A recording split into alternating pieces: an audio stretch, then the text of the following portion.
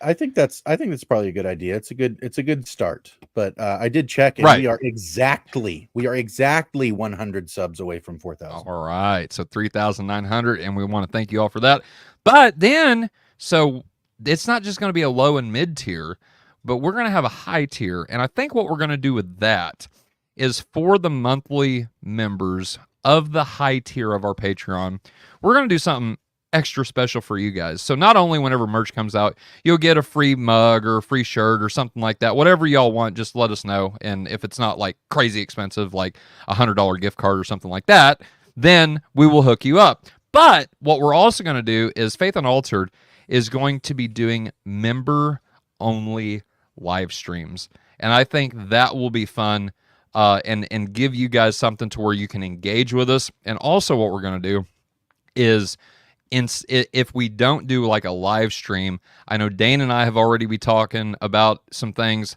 I think Josh has been kind of thinking about some stuff that he can do as well. But we want to give you guys also a little bit of theological content to digest. And so Dane and I have been talking about going in and doing a series on cults. And so I think that would be fun, and that would only be for Patreon members of the high tier. So not only do you get one-on-one live streams with us, we've been doing that, and we will still do free live streams, but they will start to be few and far between.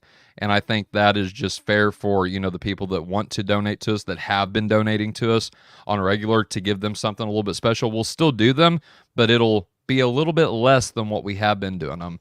I don't expect the Patreon thing to take up any more time. And so with time being a thing that we all have to deal with, right, then we're going to maybe take away from the free stuff a little bit, just a little bit, nothing crazy. We're still going to do weekly live streams like we do every week.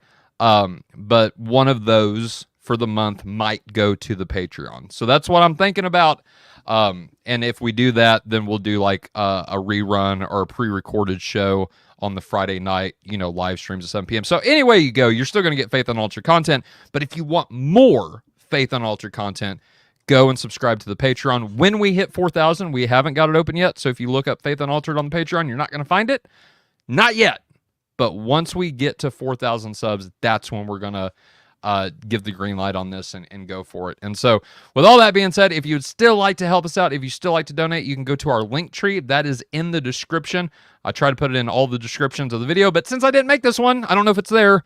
But Linktree, what is the Linktree? I forget off the top of my head. I'll put it in the description once we get there, and then I'll find it here in a minute whenever I turn this over to Dale to do his presentation on biblical prophecy. I will put it in the live chat, and so y'all can go there. But we have a donate tab on our Linktree. We take Venmo, Cash App, PayPal. Also, if you want to, please donate to us via YouTube, Super Chats, Super Stickers, Super Thanks. That's the Linktree that Josh just put up, or Dale, whichever one of you guys put that up. Thank you for that. So Linktr.ee/Faith Unaltered. That's our Linktree. You can find all of our links there. Facebook, YouTube. Well, you're on YouTube now, so that really doesn't count. TikTok, all the places to go. That's where you go to find all of our links. My Gmail, faithunaltered@gmail.com. So yeah, that's kind of our announcements we make, or that I've got for the night. Also, one more quick one. We are saving up for a website. So that's where all of our donations are going to now, to have a website to where you can access all of our audio. So kind of like a podcast platform type thing. But it's a backup to, in case, we would ever get wiped off YouTube. Like, all of the Faith Unaltered content is still going to be there. Also, whenever we do start releasing merch, we'll add a shop. So we've got big plans, but we need your help. So all of our donations that we're taking for the next couple of months are going to go to that website development. And again, just to be completely transparent with everybody, 200 of that is reoccurring hosting fees, and then 800 of that will go to the web developer. We had a meeting with a gentleman by the name of Logan. We really liked what he talked about and how he pitched his ideas to us. And so he's on board, I think. And then I think we're going to be on board with him as well. So we just got to save up the $800. And I will let you know whenever we start saving. Once we start getting donations for that, I'll let you know where we're at. and continue to be completely transparent with our audience, because it's y'all's money that's helping us. And so we really appreciate that from the bottom of our hearts. And that's the least we can do, is be transparent. Other than that, I don't have any more announcements until after the show. And so Dale or Josh, whoever wants to take off right now with telling us how your week has been and how your weekend is going, go for it, guys. I'm done for a minute.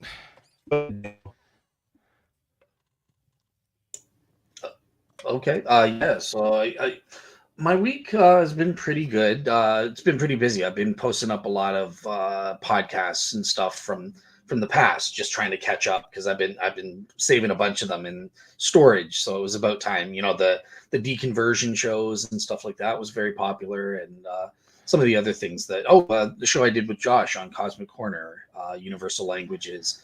So yeah, just kind of been reposting old shows that I never posted on Real Seekers yet. So and then tomorrow, very exciting, I have Dr. Paul Copan, who's, you know, he's like William Lane Craig, Sean McDowell's level. He's one of the Christian apologists who is helpful to me in answering the question: is the God of the Old Testament a moral monster? And dealing with those issues. Is he sexist? What about biblical slavery in the Old Testament?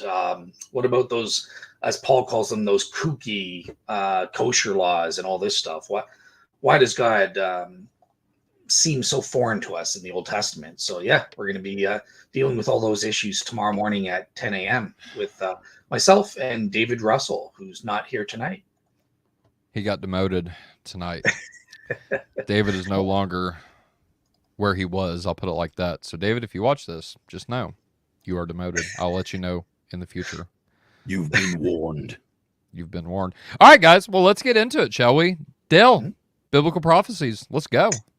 Sure. So I don't have host power, so you're gonna have to bring up my slides. And just for the audience, again, because my internet is messed up, I had to kind of rush on this version of the computer and try to make a summarized, modify my slides, but it wasn't the polished version that I had originally prepared, but I think it's close enough. So you're getting secondhand material, y'all. We thank you for your support. I kind of had to, I was hoping the internet would work, but I did rush to take out a bunch of stuff. But okay, so is that showing up, Tyler? Yep. You're good to go. Awesome. So the case from Biblical Prophecies.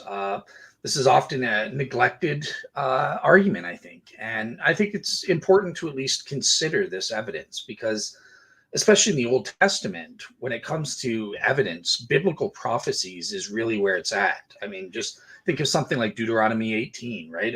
Nobody but me can declare the future. No other pagan gods or idols are capable of doing this. This is what really demarcates the God of the Old Testament from a supernatural standpoint, and provides the proof that his religious message is true. And on that front, the way I see it, when it comes to biblical prophecies in the Old Testament, there are two types of argument one can make. So the first is just the traditional argument from direct prophecy fulfillment, right? So this is where I will have the burden of proof to prove that, number one, in advance of the events, prior to the events, someone claiming to be a prophet of God or something like that predicted a specific set of conditions, prophesied in advance of their fulfillment. And then on the other hand, the second aspect is, then you have to prove that those events actually took place after the prophecy happened. And that's kind of the traditional way you would make an argument from direct prophecy fulfillment. And I'm going to attempt to present a nuanced argument on that front. It's not my argument, but it's another one from John Bloom at Biola University, Robert Newman, Old Testament biblical scholar there, and a third person as well. So I'm going to be just presenting their argument for your guys' consideration. And then, of course, I have my own argument with respect to Messianic prophecies, where I'm not arguing directly for prophetic fulfillment, but I'm arguing that there are a set of extraordinary circumstances, namely that based on the unfalsified claims of Jesus and the Old Testament Messianic prophecies, we can prove we have this unique situation where it's either Jesus is the Jewish Messiah or it's a bust. No one can be the Jewish Messiah. And that circumstance, Jesus or bust, I argue is unique. There is no other Jewish candidate. It's not Jesus Bar Kokhba or bust, or Jesus Muhammad or bust, or anything like that. And even in other religions, I also present there is no unique situation. In Islam, it's not like, oh, well, we have Muhammad or bust kind of thing as a duplicate. No, Jesus is unique with this circumstance. So those are the two arguments that I'm going to try to make tonight. So in each half. So first, we're going to look at the first half, the first hour. Let's look at the argument from direct prophecy. So John Bloom's argument from the Twin City Prophecies. So the first thing we have to establish, remember, is, okay, when were the prophecies, the specific set of conditions, written? And to look at that, I'm going to be using mostly the major prophets. So let's look at the dating of those major prophets, starting with the book of Isaiah. Now, the book of Isaiah, it is controversial in biblical scholarship, right? So obviously traditional Jews and Christians, we all say, well, Isaiah was written by who? Isaiah, the prophet Isaiah in the 8th century, just like the chapter 1, verse 1 superscription says. But skeptics, on the other hand, starting in the 19th century, they started looking at Isaiah and tried to split it up. So they came up with what's called the Deutero-Isaiah, or second Isaiah hypothesis. And even more modern scholars in the 20th and 21st centuries, sometimes they even say, well, there's a third Isaiah, right? So they say chapters 1 through 39, well, that was written by Isaiah. Go ahead, Christians, you can keep that. But then when it comes to the really interesting prophecies in chapter 40 to 66, that was written much later on, around the Babylonian exile, and or with respect to chapters 56 to 66, perhaps even as late as the 2nd century BC. So there's no prophecies here. There's nothing to see. Okay, so there are arguments on both sides. And just to save time, I kind of took out my refutations of the reasons for a late date. But you can check out my show. I did a show on Reason and Theology podcast on Messianic Prophecies, where I actually do present the reasons that scholars give for a late date to Isaiah, and I refute every single one of them. And that'll be on my blog for this show when I give the more detailed slides. But for this show, just to save time, I'm just going to present what are some of the main reasons for giving Isaiah the early date. And the first is obvious. It's archaeological proof.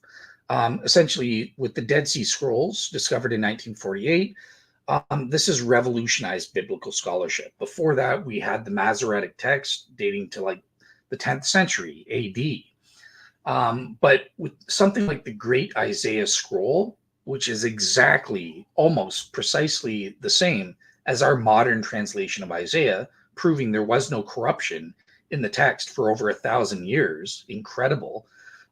This Great Isaiah Scroll preserves the entirety of Isaiah, including the later chapters.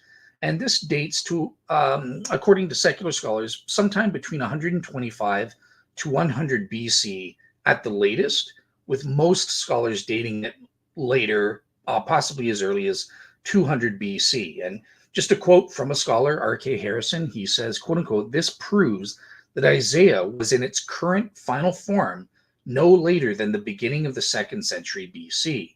It would seem necessary to advance the date of the original autograph at the very least to the middle of the Persian period at the very latest. And again, this isn't some conservative Christian guy, right? As has also been done in connection with certain Psalms that were formally assigned to the Maccabean period. So Isaiah in its final form uncontroversially goes back at the very latest to the middle of the Achaemenid Persian period there. So yeah, it's very early. Also, we have all early authoritative Jewish sources. All of our authoritative Jewish sources from the ancient world authenticate that the entirety of the book of Isaiah was written by Isaiah. So Josephus, the Talmud also confirms this. They all agree it was written by Isaiah in the 8th century BC. And there are even ancient Jewish extra-biblical traditions speaking about Cyrus the Great, the first Persian king of kings, mentioned in Daniel and that. He read the entire book of Isaiah, not just the first 39 chapters. Additionally, we also have certain literary parallels with other known early writings, early even by the skeptics' reckoning. So, for example, Isaiah closely parallels the minor prophets of Amos and Micah. And these are works that virtually all scholars admit dates to the 8th century BC. And there's even some evidence that the compiler of Kings in the middle of the Babylonian exile also used the entire book of Isaiah, including parts from this supposed second Isaiah, according to the skeptics. So yeah, we basically, from that internal evidence, we do know that Isaiah was written in pre-exilic times, before the Babylonian exile, in about 586, 587 BC there. There's also, as Gleason Archer mentions, there's similar themes and concerns, concerns about bloodshed and violence, or falsehood and religious hypocrisy, concern for pervasive idolatry. These fit what scholars call the Sitzim Leben, the life situation of, a first temple period Israel. It doesn't fit well with a Babylonian exilic or post-exilic period. So these themes, again, place everything internally, places Isaiah very early to the 8th century. There's also the weakness, the historical implausibility of the skeptics' theories, because think about this. Okay, so you have Isaiah chapters 1 to 39, and yep, it's known Isaiah the prophet wrote that. The skeptical scholars are all happy to go, yep, absolutely. But then all of a sudden, when we get to chapters 40 through 66, they go, oh, that was a later author writing centuries later. Now, the problem here is that when you look at Isaiah 40 to 66, the quality of that work, dang, it is heads and shoulders above chapters 1 to 39 in terms of the sheer grandeur of the vision, the eschatology, the soteriology in there. Obviously, that's where Messianic prophecies come from. So scholars recognize there is an extremely elevated nature of development in what's called the second Isaiah portion. But yet, what happened in history? So this amazing prophet, the best prophet of everyone in the Old Testament, no one knows who he is. He's just some anonymous no-name.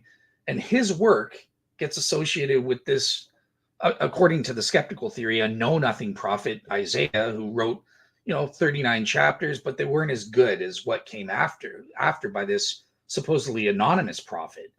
So somehow the best prophet of all time gets totally forgotten by history.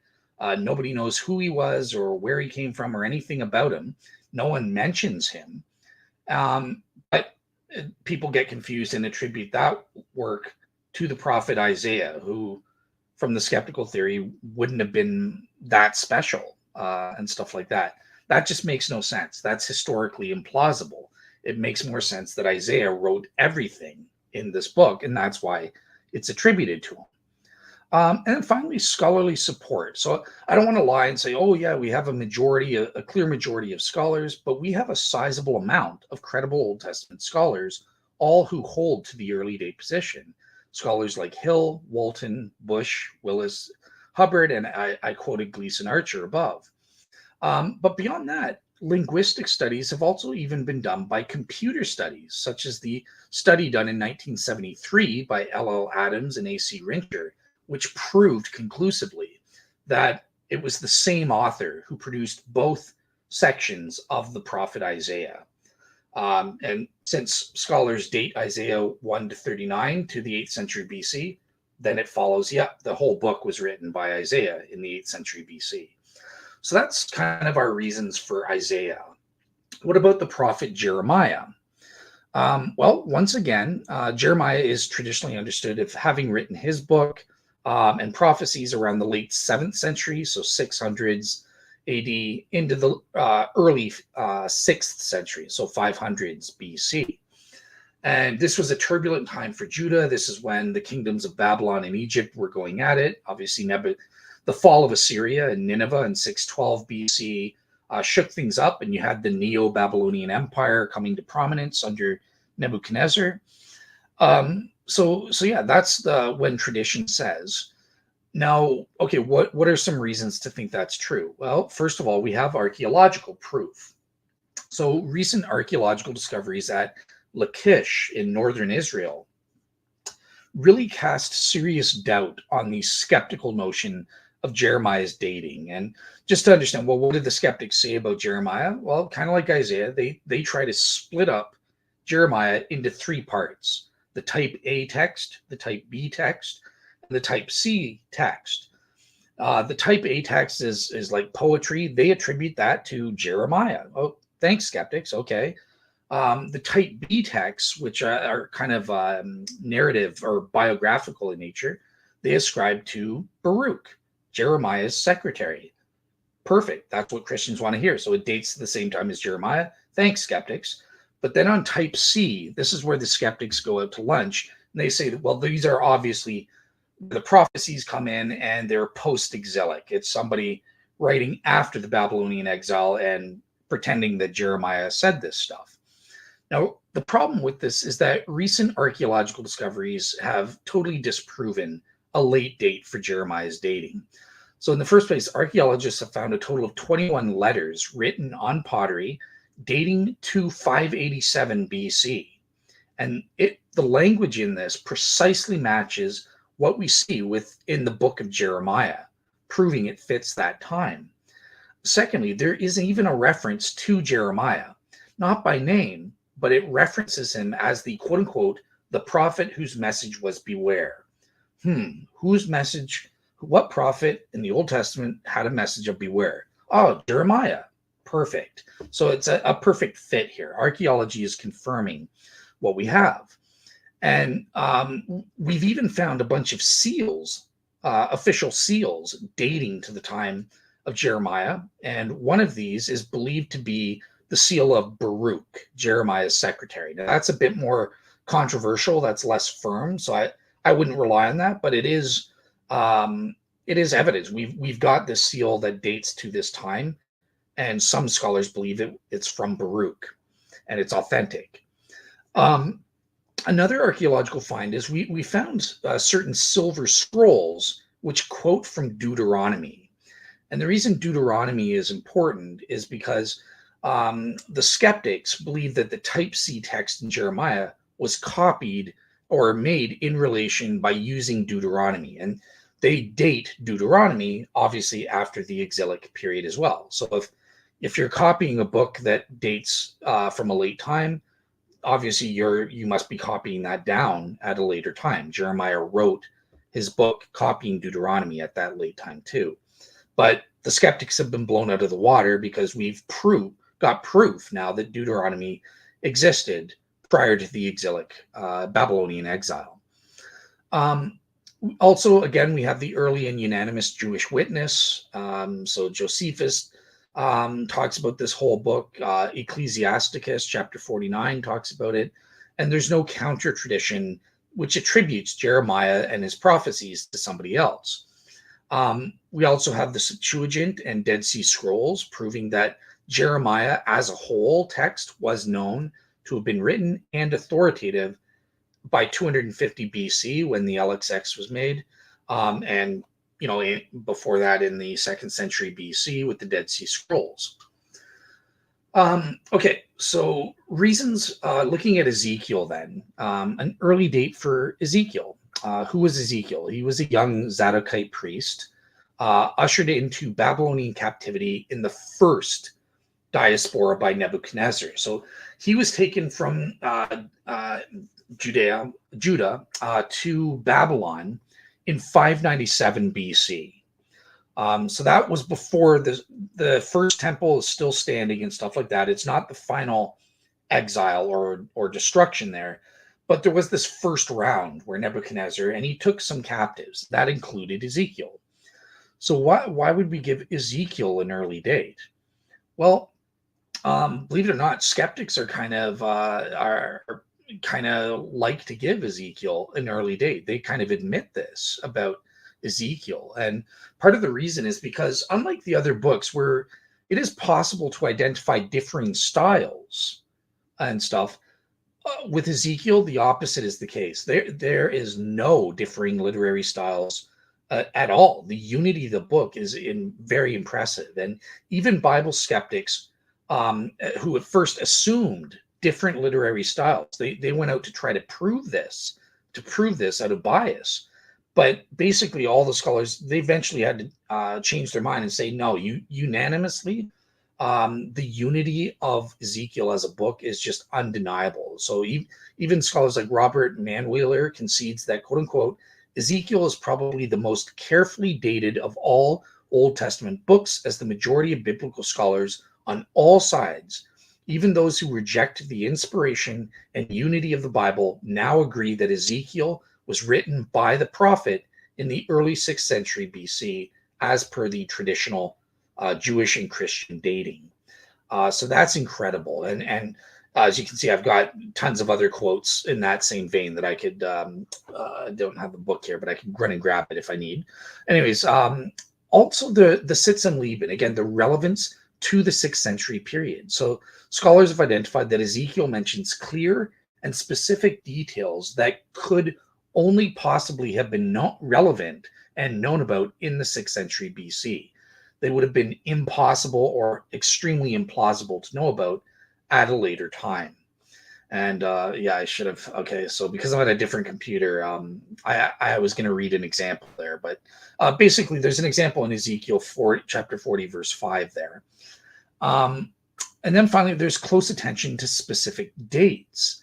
And this one's interesting because scholars have proven that an awareness and mention of specific events at a specific date is consistently and exclusively found only in ancient Near Eastern texts from the period of Ezekiel the prophet and or earlier. Later texts dating after the exilic period, from the 4th century onwards through the Maccabean period, were far less concerned with such specific details. So once again, Ezekiel is very probably written according to the traditional Christian dating. Okay, so the book of Daniel, and this will be the last on the dating thing. How's it coming across, guys? Is it interesting or is it boring or so far? Well, it's very dense. I'm surprised that this is the truncated version of your presentation. This is a lot to go through, man. Okay. So I'll try to I'll try to make it less dense then. But I just have a quick question. Like the audience is retaining, so don't cheapen it. But yeah, it's definitely, this is a lot of information. I'll have to listen to this at least twice again. Just a quick question, Dale, just for clarification. Are we going to go through all of the prophets like this? No, this will be the last one. Okay. So I just gave the main ones that I use. Yeah. Gotcha. Okay. But yeah, that's fine. I can skip over Daniel if you want. We can just get into the main argument if that's better. So totally up to you guys. Yeah, go ahead. Okay. So essentially, look, Daniel, the skeptics say it dates to the Maccabean era. Traditionally, Christians want to date that to the time of Daniel the prophet. And I'll just say that there are very good reasons that I present in my show on the Reason and Theology podcast on Messianic Prophecies, or you can find in my slides for this show. There's no doubt that Daniel dates early to the time that the Bible dates in. Okay, so now that we've established when these prophetic books were written, what are some of the prophecies that I think work? And this is where I want to present arguments from scholars Dr. Robert Newman, Hugh Gotch, and John Bloom, based on the Twin City prophecies. So they essentially propose that with respect to some biblical prophecies concerning oracles to the nations, they can use a kind of a scientific control, a kind of a falsification test, as it were, which in their own words, in their paper, which used to be on Evangelical Philosophical Society, but they say, quote unquote, look, we can take two cities that can be paired, meaning because they're the same in the same nation or region or of a similar size and importance. So at the time the prophecies are being spoken, they're comparable, right? And then they see that and say, well, what's the only significant difference between this pair of cities?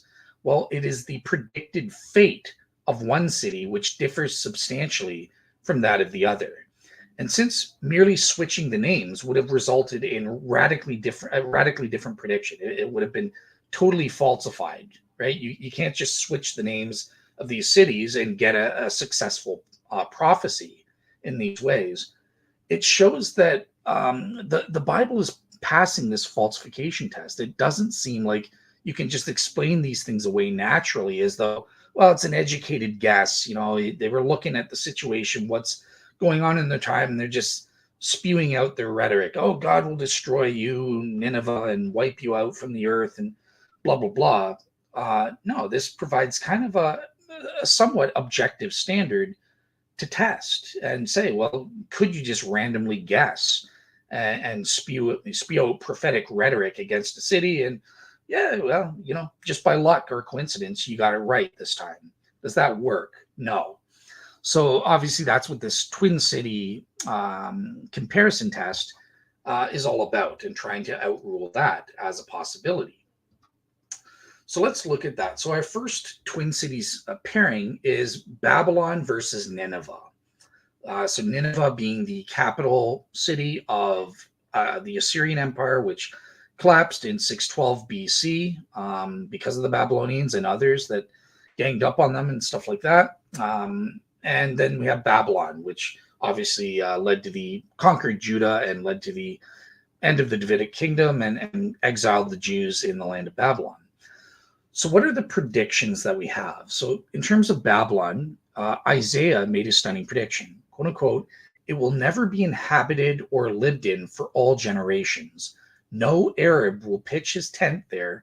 No shepherds will make their flocks lie down there. But wild animals will lie down there, and their houses will be full of howling creatures. There ostriches will dwell, and there wild goats will dance. Hyenas will cry in its towers, and jackals in the pleasant places. Its time is close at hand, and its days will not be prolonged." Okay, and then we also have Jeremiah kind of chiming in, saying, "No stone shall be taken from you for a corner, and no stone for a foundation, but you will be a perpetual waste." Very interesting. Perpetual waste. Okay. Now with Nineveh, again, very similar to Babylon, the capital city of a major world empire in the ancient Near East, the most important city and highly populated for those empires. And these both date to around the same time and stuff like that. So what does it say about Nineveh? Well, and he will stretch out his hand against the north and destroy Assyria. And he will make Nineveh a desolation, a dry waste like the desert, but herds shall lie down in her midst. Interesting. Herds. Okay, sheep will be in her midst. All kinds of beasts, even the owl and the hedgehog, shall lodge in her capitals. A voice shall hoot in the window. Devastation will be on the threshold, for her cedar work will be laid bare. This is the exultant city that lived securely, that said in her heart, "I am, and there is no one else."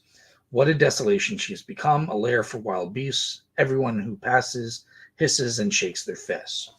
But notice, herds will still lie down in her midst. Okay, so what's the fulfillment? Let's look at Babylon first, right? So in terms of the destruction of Babylon, basically by 150 BC, Babylon as a city was in extreme state of decline. Most of the population had moved about 20 miles to the newer city of Seleucia, with the Seleucia Empire after Alexander and one of his generals there. Even the famous Greek geographer Strabo, writing during the time of Jesus, kind of jokingly remarks that the great city is a great desert and stuff like that. And they say that the Euphrates River used to flow through the heart of the city, and it's actually now eroded away the ruins of Babylon that may have been on its western bank. And so the river has really kind of changed its main course since ancient times. And this leaves behind this swampy area in its place where no sheep graze. Interesting. So Babylon, no sheep graze there. And even today, almost 2 millennia afterwards, with constant looting and warfare in this region, Babylon has been reduced to the barest of ruins. But what's interesting is that, remember, the Bible for Babylon, it will be a perpetual waste. Well, Saddam Hussein, he doesn't care about the Bible. He had his own kind of goals, and he tried to defy the biblical prophecies and purposefully reinvigorate Babylon, bring it back from the dead, resurrect it, and make it a beauty again. Um, However, unfortunately, despite his attempt to do this, guess what happened? As per biblical prophecy, the Iraq War happened and totally stopped and destroyed Saddam Hussein's efforts on this front, again, leaving the city in perpetual ruins to this day. It's what art historians have decried as, quote unquote, the Disney for a despot. So it remains as ever a ruin. And here's a picture of how it looks even today, still as a ruin. And it's Wow. you can see, no, I don't see any sheep grazing there. Interesting. Okay. All right. What about Nineveh by contrast? Well, the ruins of Nineveh are basically, again, in Iraq, and they include today on-site museums, and some parts are even threatened by suburban growth. So that's, again, not perpetually uninhabited necessarily. There are people living in the surroundings. And the largest mound of the site actually bears the old Arabic name, Kuyun. I can't say that, but yeah, it's got that name. And that actually means many sheep in Arabic. Interesting. Remember, we learned in the prophecy with Nineveh, herds shall lie down in their midst. And what do you know? We do have herds of sheep, many herds of sheep that still live there. And it's essentially because of irrigation and the rainfall has been plentiful enough so that the plains around the mound of the ruins are cultivated. And this allows for sheep to graze, at least during the rainy season. So that's just an interesting contrast, right? It written centuries before the modern day, but it's still being prophesied today. And if that prophet was just guessing, if he just, okay, I'm just accidentally going to switch, let's say this about Nineveh and say the opposite for Babylon, it would have been totally falsified. But and here's just the picture. You can see a sheep grazing where Nineveh is today. So yeah, that's the first pairing there. Should I move on, or yep? Any you guys want to say anything, or? You know, I'm kind of struck by one of the things that stood out to me in your initial presentation about the historicity. It seems like the one trick pony that skepticism can be is really just kind of to assert that if there's a prophetic text, the way you deal with it is by simply asserting that it's a historical notation after the events that it contains, and just falsely, has declared itself some kind of a prophetic text that comes before. And it seems like the only way they can really deal with this is by assuming the same thing every time.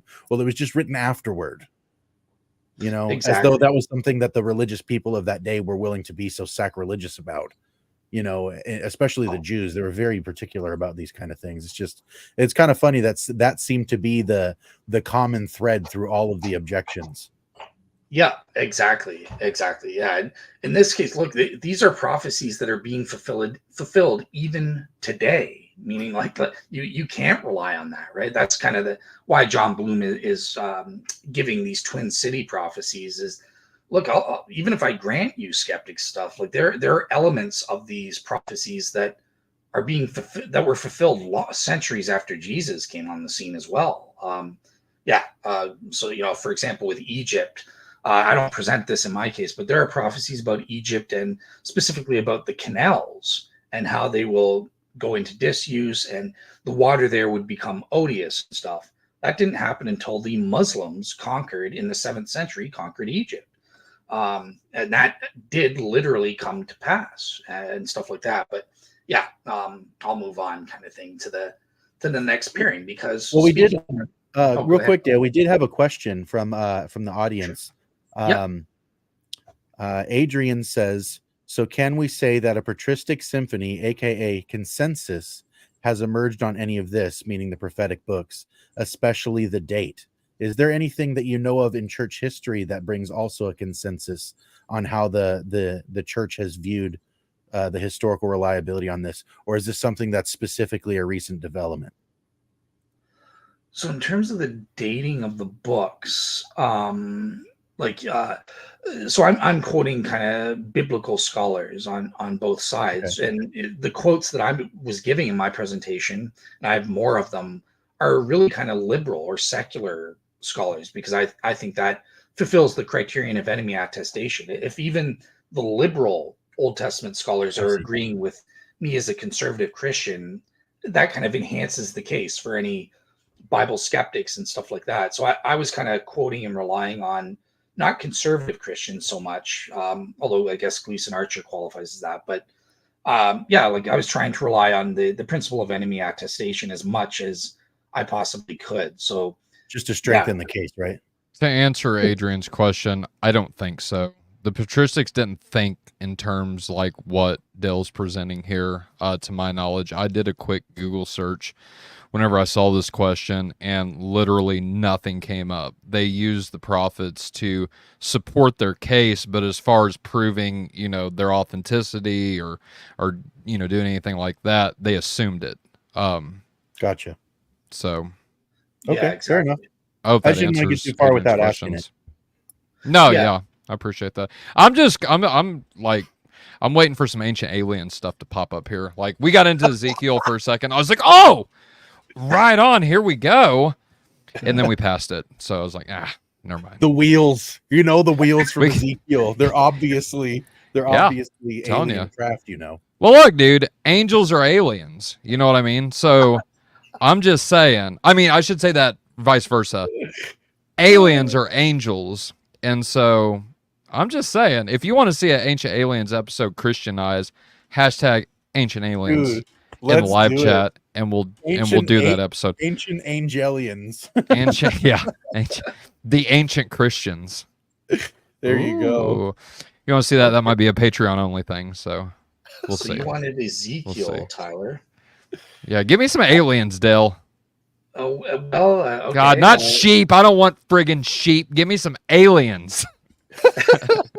Well, Aliens I want would sheep say too. the Egyptians are quite alien to us, right? So we have the prophecy in Ezekiel chapter 30 about the city of Memphis. Whoops. So Memphis was the capital of the old kingdom of Egypt.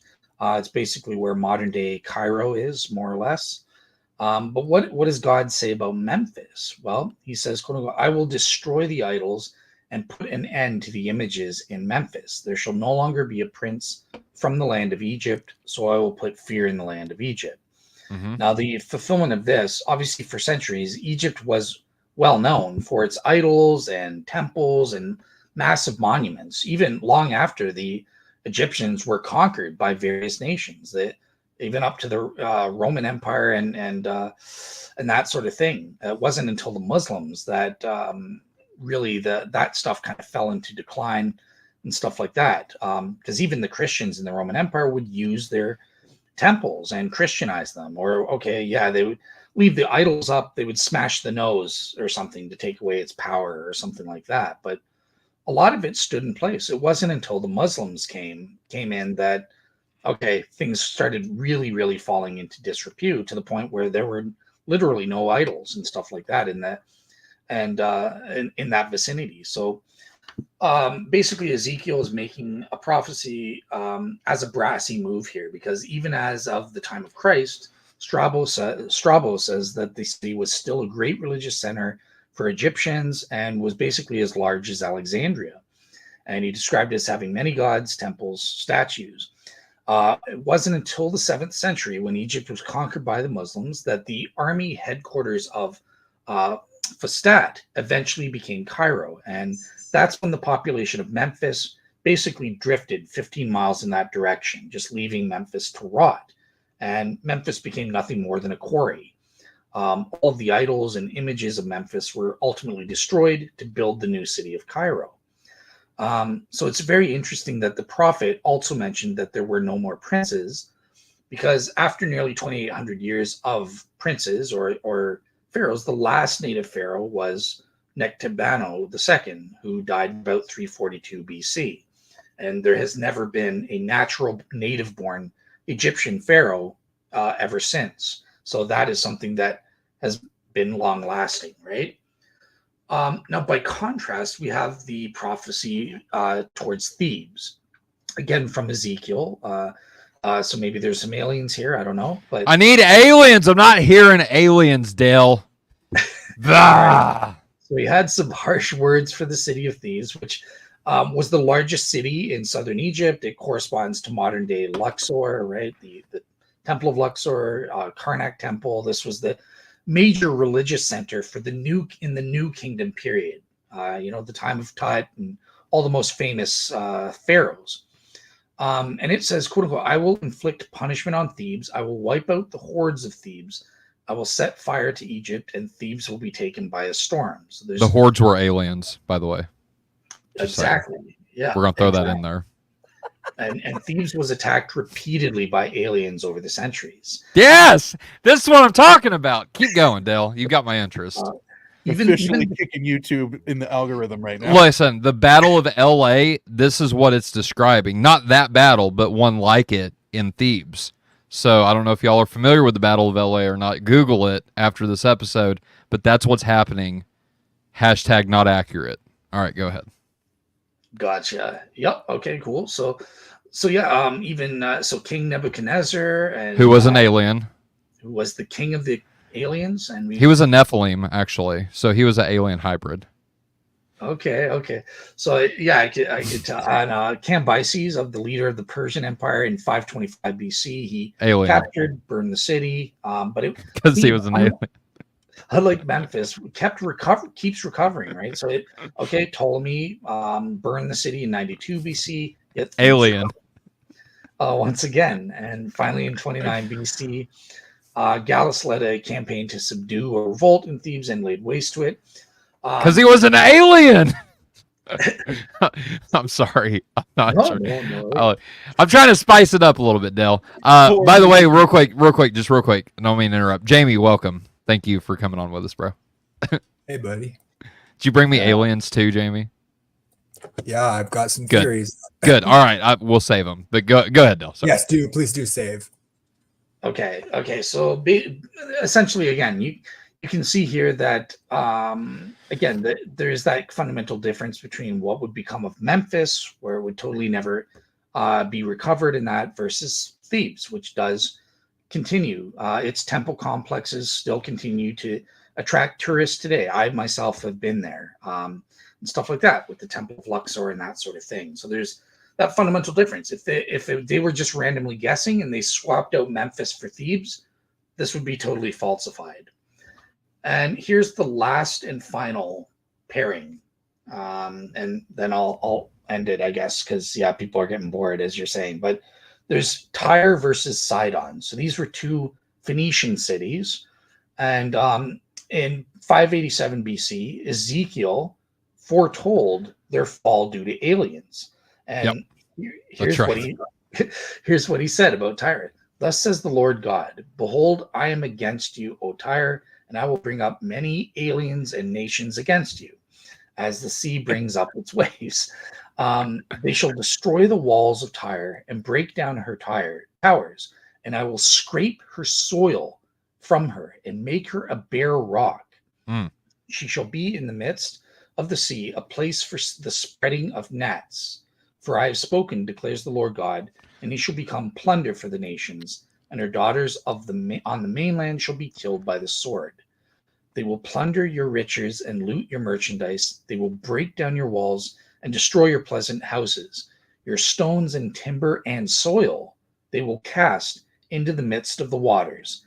And I will make you a bare rock. You shall be a place for the spreading of nets. And I like the translation. I like the translation. You shall be the place for the landing of the aliens, but that's just very well.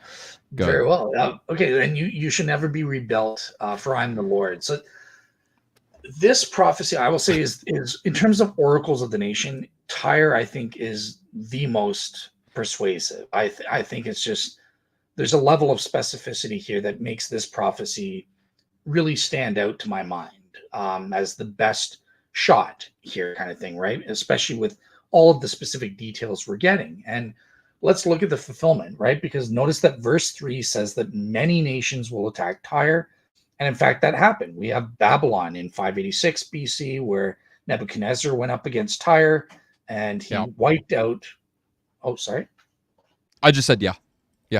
And he wiped out the mainland of Tyre, Usu, but he couldn't reach the island of Tyre proper. So that's where we come to Alexander the Great in 332 BC. And he led an onslaught against Tyre. Tyre, they were a bunch of arrogant alien buggers. They were mocking Alexander, saying, ha, you can't get us. We're safe on our little island. Nana nana boo boo to Alexander. They didn't know about the Great. flying saucers. You never say nana nana boo boo to Alexander the Great. Yeah, That's he a has flying technical saucers and siege towers. That's the technical term. But yeah, basically Alexander got so personally peeved off at this, he changed the landscape forever. He made Tyre no longer an island. He filled in, scraped down their dust and soil, threw it into the midst of the waters, just like Ezekiel prophesied, and created a modern land bridge that basically allowed his troops to go over and conquer the island mercilessly. It's because Alexander had access to nuclear weapons. That's what happened. That's why there's a land bridge now there. Oh dear God. Okay, so I'm getting that this presentation is horribly boring. No. I'm just making it better. That's it. Tyler's just a little spicy. It's great. Okay. I'm spicy. Yeah. Go ahead. So notice some skeptical aliens say people live in Tyre today, but they're actually confusing Phoenician Tyre with Alexandrian Tyre. So the prophecy is spoken against the Phoenician Tyre, not the Alexandrian one built after Alexander and stuff like that, right? So it's the Phoenician Tyre has been completely erased. All of her structures demolished, just like verses in Ezekiel say here, and verse 4 to 5 says that people would where am I? But they would not live there again, and it would be reduced to a smaller fishing town for the spreading of nets. It would never regain be a majestic city as it was in the time of Alexander. And guess what? This is perfectly proven true. As of the 1760s, we went to Tyre, and it's the same today as it was back then. It is a small fishing village. And here's a picture of what it looks like today with the fishing nets and all that out. Wow. So this prophecy was in precise detail fulfilled. That cloud looks just like a flying saucer. And if you look closely, I think you might spot an alien in one of the boats, right? So, yeah. See, now you're getting it. All I like it. That one's cool. Yeah, so obviously with Sidon, this is kind of just a standard prophecy, but it's saying with respect to Tyre's sister city, Sidon, again, equal. Thus says the Lord God, behold, I'm against you, O Sidon, I will be glorified in your midst, and they shall know that I'm the Lord, when I execute judgments in her and am hallowed in her. For I will send pestilence upon her and blood in her streets. The wounded shall be judged in her midst by the sword against her on every side. They will know that I am the Lord. So a fairly standard destruction prophecy. It doesn't get into these specific details about fishing nets and having your soil scraped into the sea and all this stuff. And all our records show that Sidon, unlike Tyre, was never abandoned, because the prophecy doesn't mention it being permanently abandoned like Phoenician Tyre was. Right. So again, if Ezekiel was just engaging in guesswork, or this prophet was just guessing, and let's say they switch their names, let's put Tyre in for this one, for this generic thing, and put Sidon in with the specific fishing nets prophecy, those all would have been false prophecies. So right. That is basically the case that Robert Newman and John Bloom give based on this twin city falsification criteria. These prophecies just happen to get things right, even to this very day. And if it was random guesswork, why wouldn't they get at least one of these things wrong? Why didn't they switch Memphis and Thebes and get that wrong, or switch Tyre and Sidon and get that wrong? Well, Um, Dale, there's some Christians today that will say that Ezekiel 26 is wrong. We interviewed a couple of those guys recently, and specifically Open Theist, that says that God can bumble whenever it comes to future prophecies and get things wrong. But I think you laid out a case, specifically because you mentioned specifically Ezekiel 26. And I forget the guy Warren interviewed, Dr. I want to say John something, but John Sanders, Dr. John Sanders. He brought up in his interview with Warren that, well, this is wrong. You see that didn't happen. Well, just a few chapters later, so it might have been Ezekiel 24 that I'm talking about. But you see a few chapters later where you just mentioned in Ezekiel 26 that many nations actually did come up and destroy Tyre over time, right? And they got laid waste to, I think it was what you said it was a fishing town, right? Is that Sidon? Nope, that's Tyre. Yeah. Okay, that's what I thought. And so, like, to be, and this is just my thing, and we could look at the passage later if we all want to, but like to be completely laid waste and then to come up and say something about, well, there's still going to be fish in that. That's not a contradiction, in my opinion, right? What that is, I think God does know the future. I mean, obviously, I'm Orthodox, and so I definitely take the Orthodox position on that. God knows the future perfectly. And yet, right, we see this, I don't want to say addition or like an adding to the prophecy, like it was wrong and then we kind of refurbished it a little bit, right? No, there's more details that are added later on in the scriptures that clarify what was talked about before. So, for example, Mystery Babylon in Revelation 7 that talks about, or in Revelation, not 7, that the smoke goes up for her forever and ever. Well, obviously, this is a vision, first of all, and there's metaphorical language being described here, but we know, and I think that Chris Date does a really good job, about this, showing that metaphor specifically, like other metaphors in the Bible, talking about smoke going up forever and ever, specifically whenever in regards to hell. Now, I'm not saying I'm an annihilationist or anything like that, but what I am saying is that he makes a really good case that is metaphorical language that describes something that is not being portrayed in a literal sense. What you see what I'm saying? So to be laid waste, that doesn't necessarily have to mean destroyed from the face of the earth, never to return again. And I think that's backed up whenever other prophecies made by the same prophet, we would all agree that Ezekiel's writing Ezekiel, Isaiah's wrote Isaiah, all the chapters in it, not just some, that whenever they come back and clarify, hey, this, to add a little bit more to the prophecy about, hey, look, now it's going to be a fishing resort, right? I don't know if it's a resort or not, but you get what I'm saying. Village, yeah. Right. That then clarifies what was previously spoken. Okay, so he doesn't mean annihilated. What he means is that the power of Tyre, what it once was, will not be for a little bit and no longer after that. And we still have proof of that to this day. So I find it fascinating. And I think it is a true prophecy that came true, unlike our open theist friends would claim. Yeah, if you moral start of doing the that with story. open theism, it starts making you say the Bible's wrong about stuff. You might want to check Well- what your relations are. Right, and Deuteronomy 18, I think, clears this up. I mean, it's so clear, and I know they've got answers for this, but none that suit me, which is why I'm not an open theist. But Deuteronomy 18 is clear. If a prophet comes among you and tells you something that's going to happen, and it does not come to pass, don't fear him, right? Because why? Because he's a false prophet. So then to say, and for me anyway, to say, well, God can get things wrong sometimes, it sounds like that's contradicting what God said earlier. Now we have a whole nother hornet's nest that we have to deal with that you just don't have whenever you say, okay, well, God does know the future. Now, he's not determining it, right? But he knows it. Simple foreknowledge. Like, Right. super clear.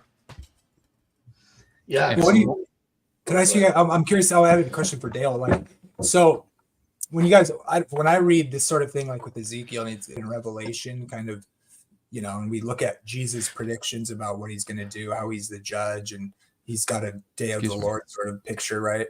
So how should we take that as being? I don't some people will advocate that, oh, this is only talk, like if you're a preterist, you would say, oh, it's not looking to the future. It's not dual fulfillment sort of idea, although there's issues with dual fulfillment things that people say. But, it's like, it seems like Paul, when he's talking about principalities and powers, he's thinking about this sort of thing where it's literally talking about the Prince of Tyre.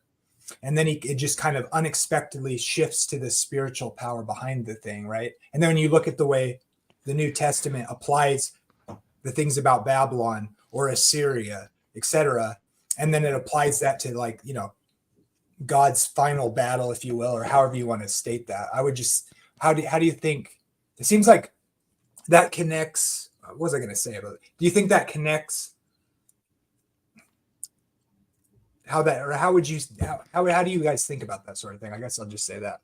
Well, do you see that as being a spiritual truth, or both, or you have to be careful with that? Like, what do you guys think about that sort of thing? Well, I don't think the preterist interpretation of these prophecies, especially for Tyre, works, right? I mean, there are elements of these prophecies that just were not true. And I mentioned in Jesus' day, right, as of 70 AD. So Tyre was not, whether you want to say it was spiritual, it was spiritually the same. It was, in the Roman times, it was still a very prosperous city, even after what Alexander did to it and stuff like that. It wasn't until really much later on. I think one source that I saw, I'm remembering from like 10 years ago, believe it or not, this Tyre prophecy is why I lost my faith as a Christian back in the day, because I did all this study and I believed there was errors and stuff like that. And it was on this very issue, on Ezekiel 26, that I first communicated with Gary Habermas, and that was my first objection. Like, how do we answer this? And I was desperate for like answers and stuff like that. But yeah, so I don't think that the preterist understanding of a prophecy like this works. It's clearly talking about certain literal elements about the city itself, and it didn't have the same spiritual grandeur and or physical grandeur once it lost that after the time of Jesus.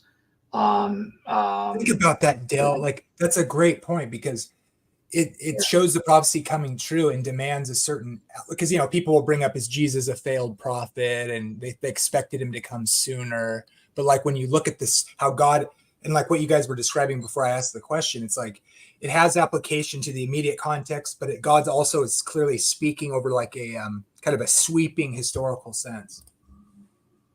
Exactly. And to see that fulfilled.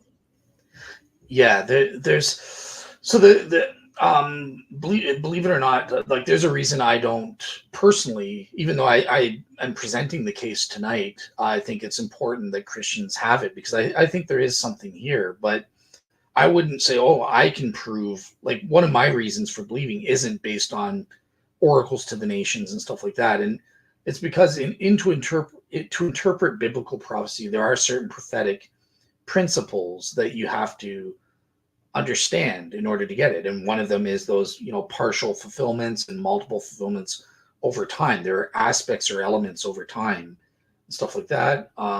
Issues like double fulfillment or prophetic telescoping and stuff like that, which I believe are perfectly valid. That's the way God does prophecy, biblically speaking, and stuff like that.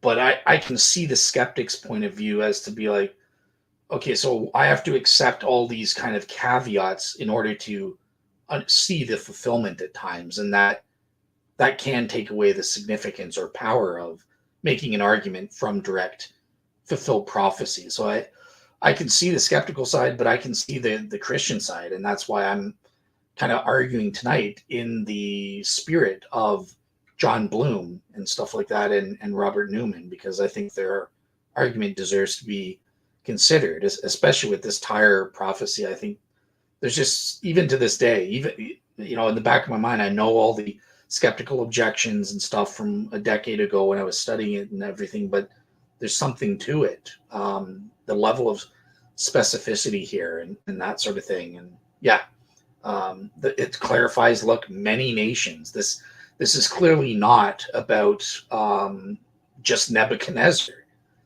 the skeptics are just wrong about that. That's just foolish. No, it's clearly envisioning many nations over time in this case, and there's textual reasons to not limit the scope.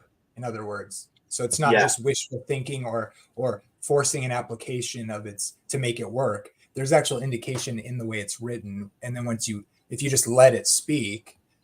Do you think that so there's this issue, and Josh brought it up earlier, and I was commenting on it. It's like, if it you can argue out of it being particular, then you do that. But then once you're like out of options for that method, then you just say it's written after the fact. And I was going to ask you guys how you look at. You could kind of say prophecy can be like a knife edge, where if it's too specific and then it happens, people will doubt. People just think people are making it be fulfilled because it was so specific. It was easy. It would be easy to just manufacture because you want to make it true, like historically speaking. But if it's too vague, then it's like anything could fulfill it. So there's almost like this impossible, one way or the other. People are going to find a reason to doubt it or think it's a forgery. It seems like. Yeah, I definitely see that trend over and over again with the skeptics and stuff. But the reason I love the tire thing and Ezekiel is that kind of argumentation doesn't work from the skeptics. And I was shocked to see that it's the opposite. Like most scholars, even skeptical ones, do say that no, Ezekiel wrote these prophecies, and even before some of the events took place and stuff like that. So then it gets kind of into an explanatory thing. One of the reasons for this is they'll point to Ezekiel, and maybe I should get your guys' take on this, but here's an objection, right? They'll say, well, yeah, Ezekiel did write these prophecies. And how do we know? Because he admits to being a false prophet. I forget the details now of where it is, but in Ezekiel, he says, yeah, I screwed up at some point. I got this prophecy wrong or something to that effect. Do you guys remember what that was with respect to or something? Like he kind of admits, top of my head. Yeah, I'm not sure, fortunately. That's one of the reasons they'll say, like, yeah, Ezekiel did write this, and look, he's admitting he got something wrong on a prophecy. If I wasn't sharing my screen, I could maybe like Google search it and just remind myself what that was about. But obviously there's explanations to that. I don't believe Ezekiel was a false prophet or failed and got that wrong, but I just remember that even the skeptics would agree that the dating issue, they have to take the dating that Ezekiel wrote it for these skeptical arguments that they say, like, oh, well, Ezekiel admits he gets details wrong and stuff like that.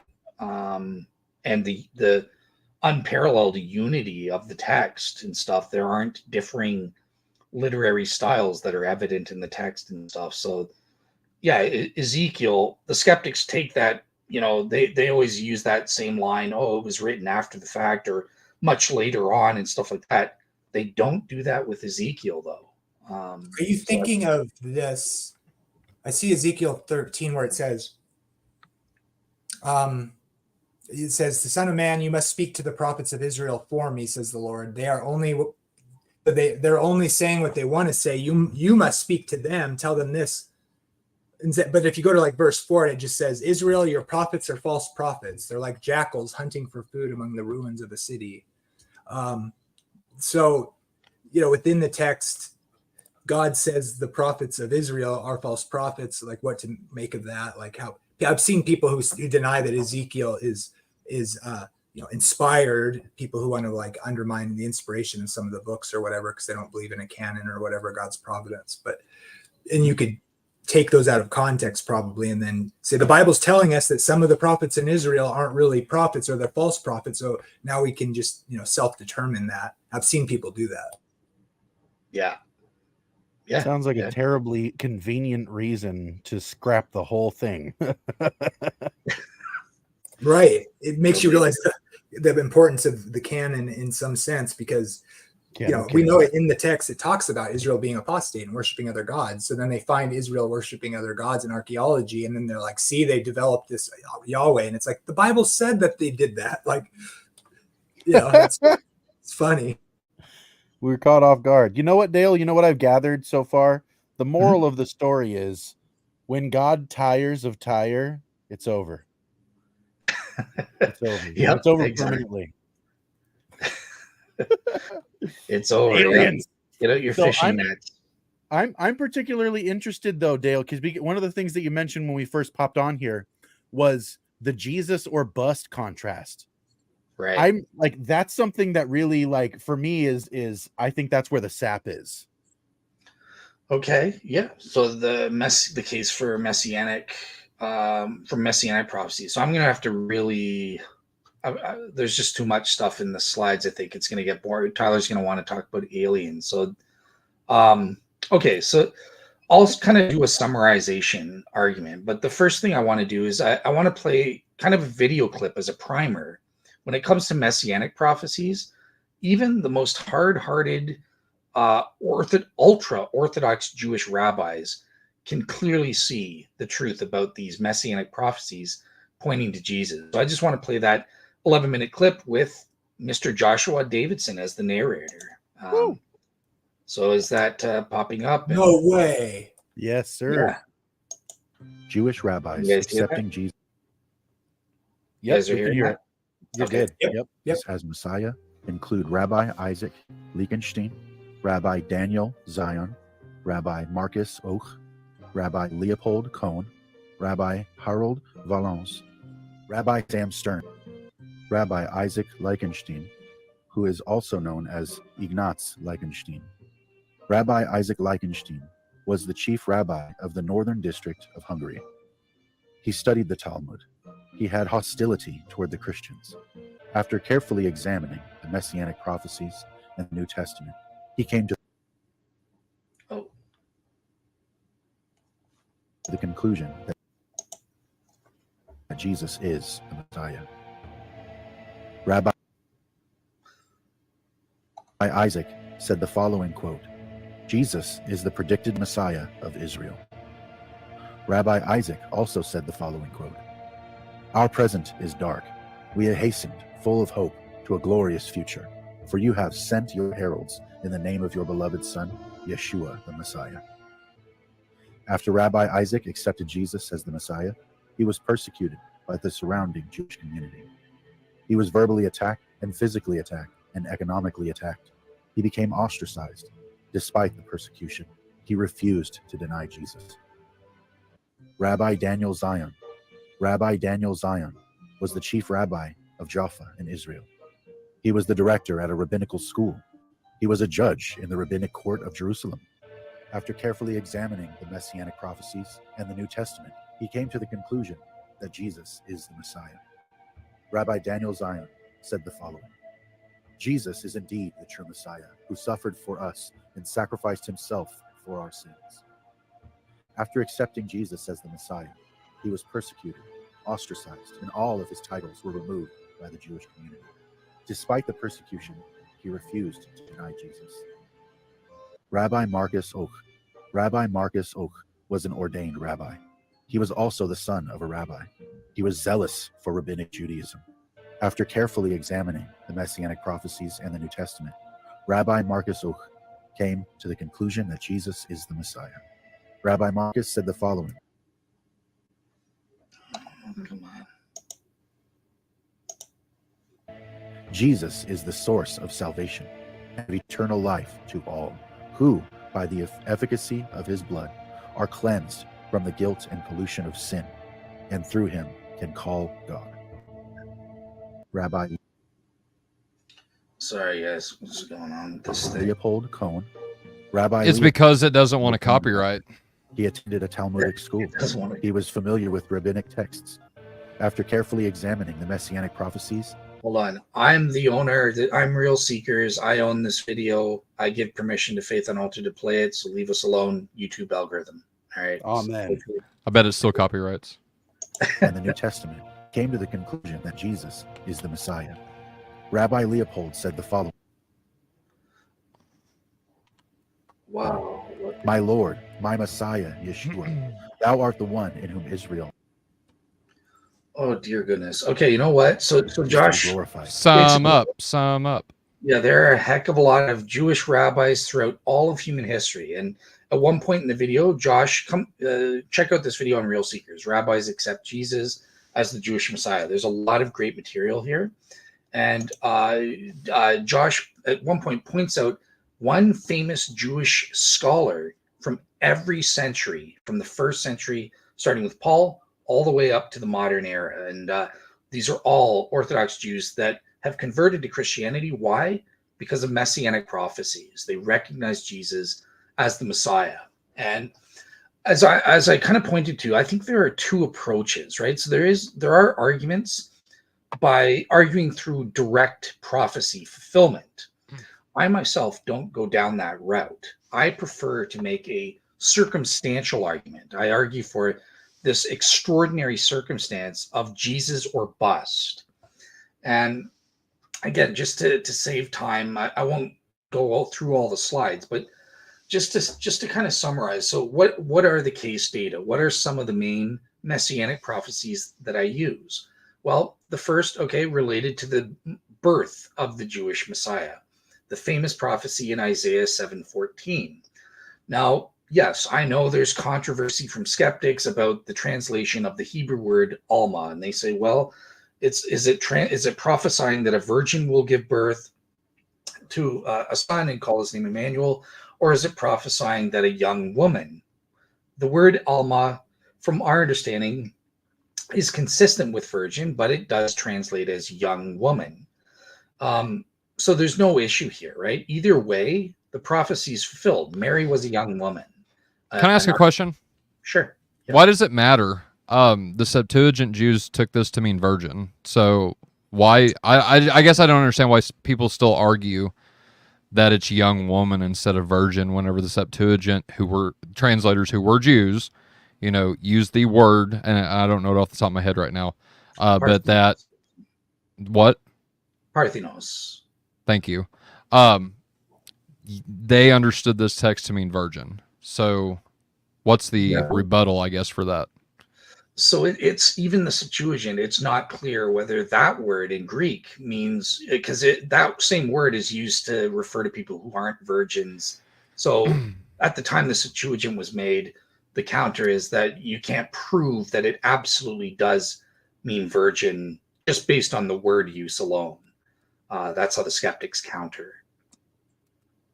Continue. I'm looking up a rebuttal to that, but go ahead. I think one, I've heard this from people who are Hebrew people or Jews or whatever, but I'm not a scholar, but I've heard this idea about the closed mem. Have you heard of that?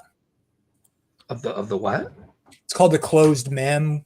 Like when you have a mem in the word, I guess, like it shows you change the letter when it's in a certain place in the sentence. Have you heard of that? But it's closed in the middle of the sentence, and they used to say, like the commentators of the Jewish people would say the closed mem is like the idea that it's a woman, like the letter looks like a woman being pregnant or whatever, and the mem is usually only closed when it's at the end of the word. But then this word had a closed mem in the manuscripts, and so that could, it's kind of mystical or whatever. But whatever, I don't know. Yeah, and again, in terms of the manuscripts and stuff like that, don't forget there is the issue. The skeptics will say, well, again, what does Alma mean in the Hebrew in the 8th century BC? So there's that kind of question. But regardless, like I think, obviously, I believe in the Gospels, and I think that the Gospels are clear that it is speaking about a virgin, a young woman who's a virgin. So there's no. Oh, go ahead. Yeah, just real quick, for those interested. So I'm looking at BDAG right now, and Parthenos, so 1A is female of marriageable age with a focus on virginity, and B, so 1B, male virgin, and that's all the definitions they give. And then for the female virgin, or for the young woman, female of marriageable age, which was younger back then than it is now, with a focus on virginity, Isaiah 7:14 is explicitly mentioned to use that here, or as a text that is using Parthenos with this meaning. That's just off the top with BDAG. Hold on, let me look at a.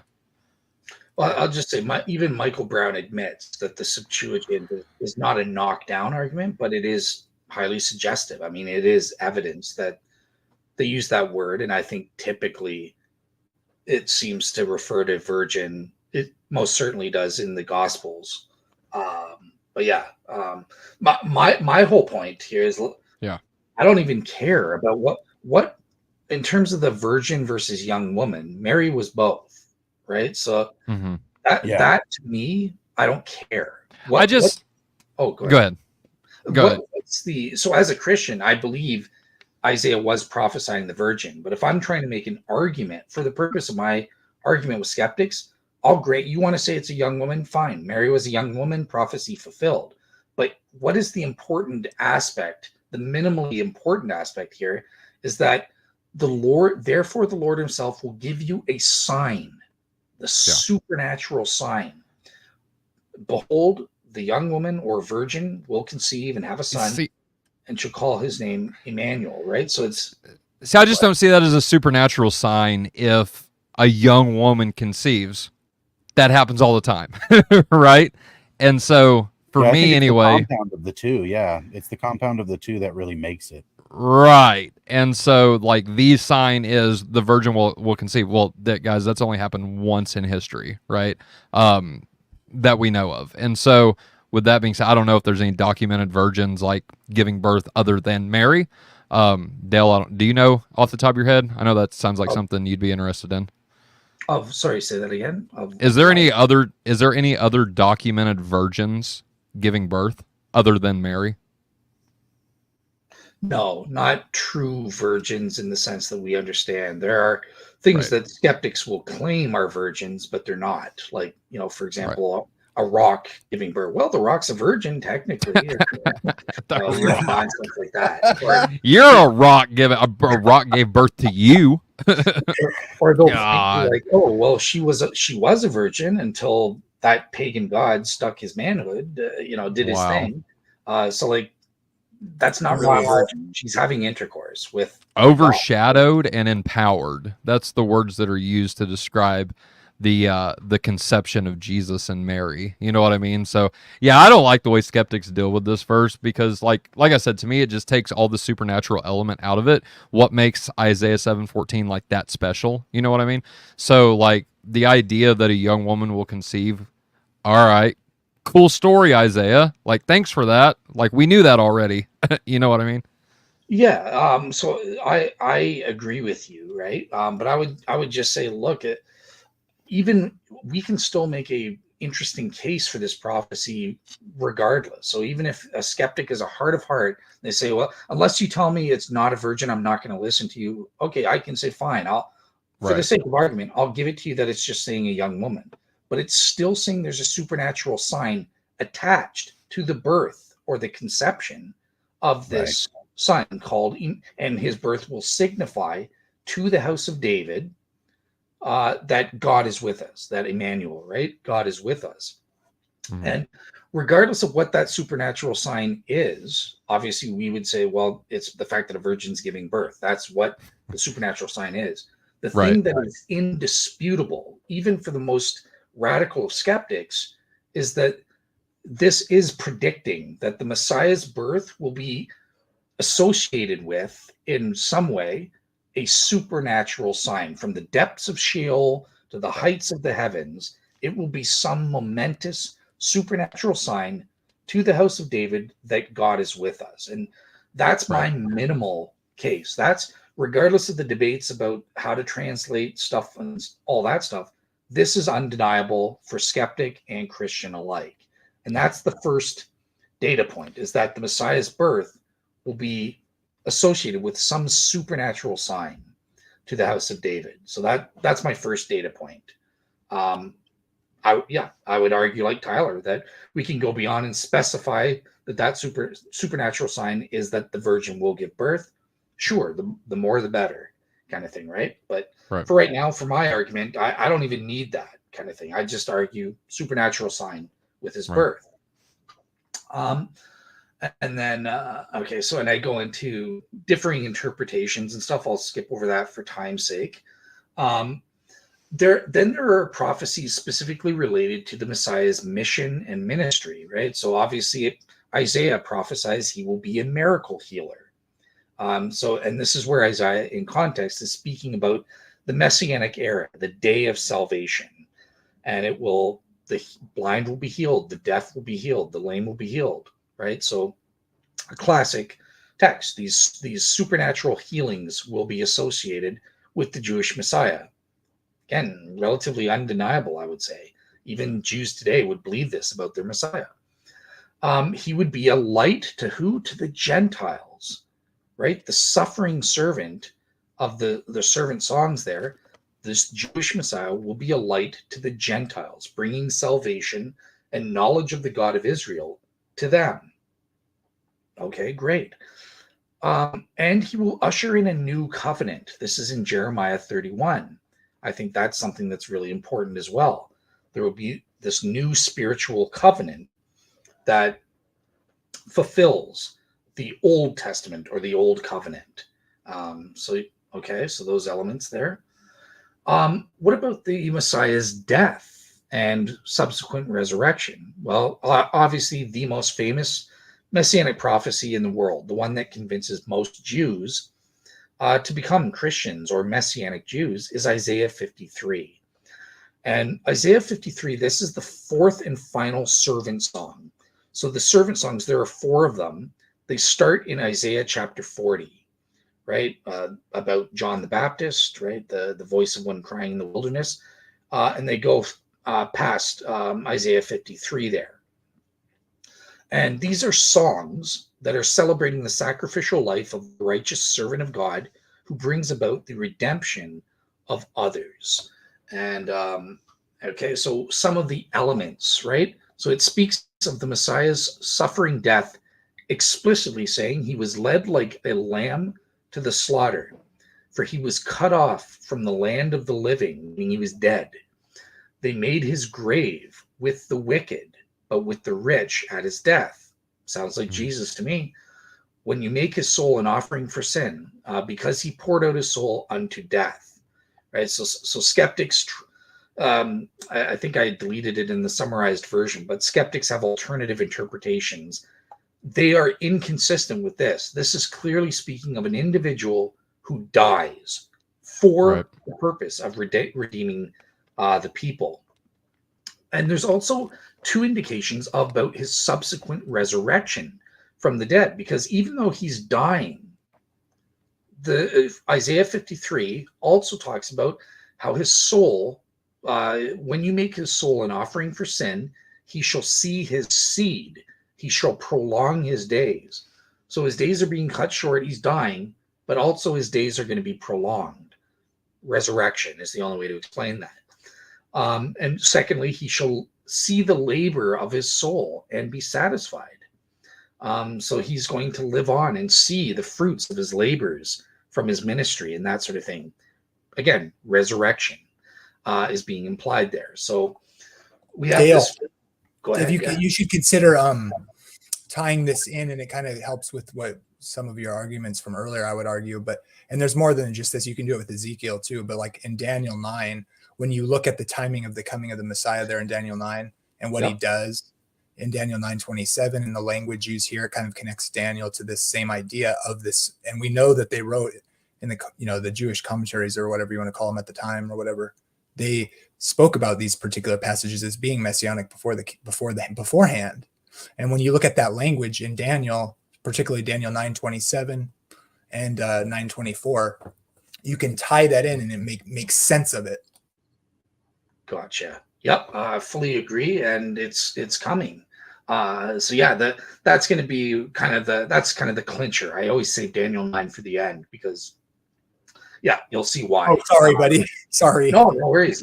Thank you for mentioning that. So, I don't know. Do you guys want me to go over the alternative interpretations, or should I skip over that because I don't want to be boring and stuff? Basically, the idea of Isaiah 53, the main alternative interpretation that I've heard, and you may have this in here, I haven't read it, but that this is about Israel rather than Jesus, a community rather than an individual. Is that where you were going to go with that? Yeah, basically, yeah. So the mainstream Jewish interpretation is that, this is a prediction about the nation of Israel, right? Because the nation of Israel is to be a light to the Gentiles, and through their blood, they will redeem the other nations and stuff. So I give, look, 5 absolute refutations of this. Yeah. And the first of which is that no authoritative Jewish source interpreted this text as referring to the nation of Israel until the medieval period, the 11th century, with Rashi, who's along with Moses Maimonides. Rashi is one of the big babies for Orthodox Jewish, rabbinic Judaism and stuff like that. He's one of their main guys. He's like their Thomas Aquinas or something like that. But yeah, so I mean, right there, that's one. And then I give other absolute refutations. Yeah, So, people want to screenshot this and go back and read it. I'm not trying to rush, but I am kind of, because Yeah, I've got a hard gonna- stop at 2 hours. So I'm going to post up the slides for everyone on my blog. So right. the other interpretation is the righteous remnant interpretation. That does better, but I think that can be refuted as well. So I have 3 refutations. Okay, we'll skip it. Forget about that. The timing of the Messiah, and this is the last element or piece of my circumstantial argument here. So this predicts the precise timing that the Messiah had to do the above, right? Because up until now, the Jews could say, look, I agree with everything you said about the supernatural birth, his ministry being miraculous, bringing in a new covenant, death and resurrection. Fine, I call me Pincus Lapide. I'll believe you, and let's just go with you. But that doesn't prove the circumstance. Jesus or bust. Why? Because maybe it's Jesus, future Messiah, or bust. Unknown future Messiah. We have that third option. Well, Daniel 9 to the rescue. Nope, can't. There is no third alternative, because the Jewish Messiah must do all of these things before the second temple is destroyed in 70 AD. And that's where we get into the prophecy of the 70 weeks. And it basically proves that the Messiah had to do all these things and finish the transgression, to make an end of sin, to atone for iniquity, bring in the Messianic everlasting righteousness kingdom, and to seal up vision and prophecy before the second temple was destroyed. And obviously there are debates about what are the periods and stuff like that. I'll try to save time for this one. I won't go into that, but I do go into details on my Reason and Theology podcast and on Real Seekers, where I cover Messianic prophecies and Daniel 9 in detail. What the various periods of the weeks are, what the potential starting points for the 490 years is, and which one I take. What view do you take? Which view do you take? Which one? Just tell me real quick. Yeah, it's this one. The decree of Artaxerxes I. Good one. Good man. Yeah. Gotcha. Yeah. And as Michael Brown says, look, if we take this date, just taking these as regular years, we end up in 27 AD, the very year that the Gospels say Jesus started his ministry. So it actually is perfect timing if you take this, and it allows for a straightforward interpretation. You don't have to rely on prophetic years and there's 360 days and all that stuff. That's absolutely right, I think. Yeah. But you know what? Even I feel like even if they did try to take that, like the secondary route there, it still confines things, because the date of the second temple falling in 70 AD really confines things to where, like, if you didn't get a Messiah by then, tough luck. That's why, from what my understanding, like, I'll put it like this: I've heard Jews that have converted, like, out of Judaism say things like they've never even heard of Daniel 9 before, because it is so precise of the timing. Like, Jews are talking about, a Messiah that's still to come. Well, you can have that, but you can't have that with Daniel, right? And so I don't know if there's like a conspiracy to keep Daniel 9 under wraps within like Jewish communities. Like, that's what I've heard. I don't know how true that is, but I've heard also that rabbis get tend to guys stray in. away from. It seems like rabbis tend to stray away from Daniel as well as Isaiah 53. Yeah, Right. That's chapters actually that people taken out are- of their liturgy on purpose, because it's Mhm. obvious when Jews read it, that's Jesus kind of thing, right? So yeah, they've purposefully removed it for centuries from their hashtag liturgy. conspiracy theory. The atrocity is the fact First, that they were Christians different. will not recognize how precisely accurate and the right historical way to understand the way they, like this one you were saying, number 4. It's like when you look at that and you look at the history, I've done a lot of study on this too. I'd love to talk to you about it on like my channel or whatever, but it's so disappointing because this understanding, the Messianic interpretation is what it's called usually. And it brought so many people who, sent the gospel, at least in Protestant circles, right? Like because of that prophecy. Now it's been totally distorted because of all these different views informing it to go other directions and undermining it within the Christian community. And it breaks my heart. Well, this That's what sola scriptura gets you. And this is the point, right? Tyler said it beautifully. With my circumstantial argument, look, I totally avoid. I don't care about doing I care just because I'm interested in truth and stuff. But it doesn't matter what your stance is and all these details. Leave that all to the side. What every skeptic and Jew on the face of the earth has to agree with is that the Messiah will show up before the second temple is destroyed. Okay, we can debate all the details on everything else and stuff like that, but what's not controversial and what's clear in this text, the Messiah has to come before the destruction of the second temple, before 70 AD, and that means you can't rely on a future Messiah or anything like that.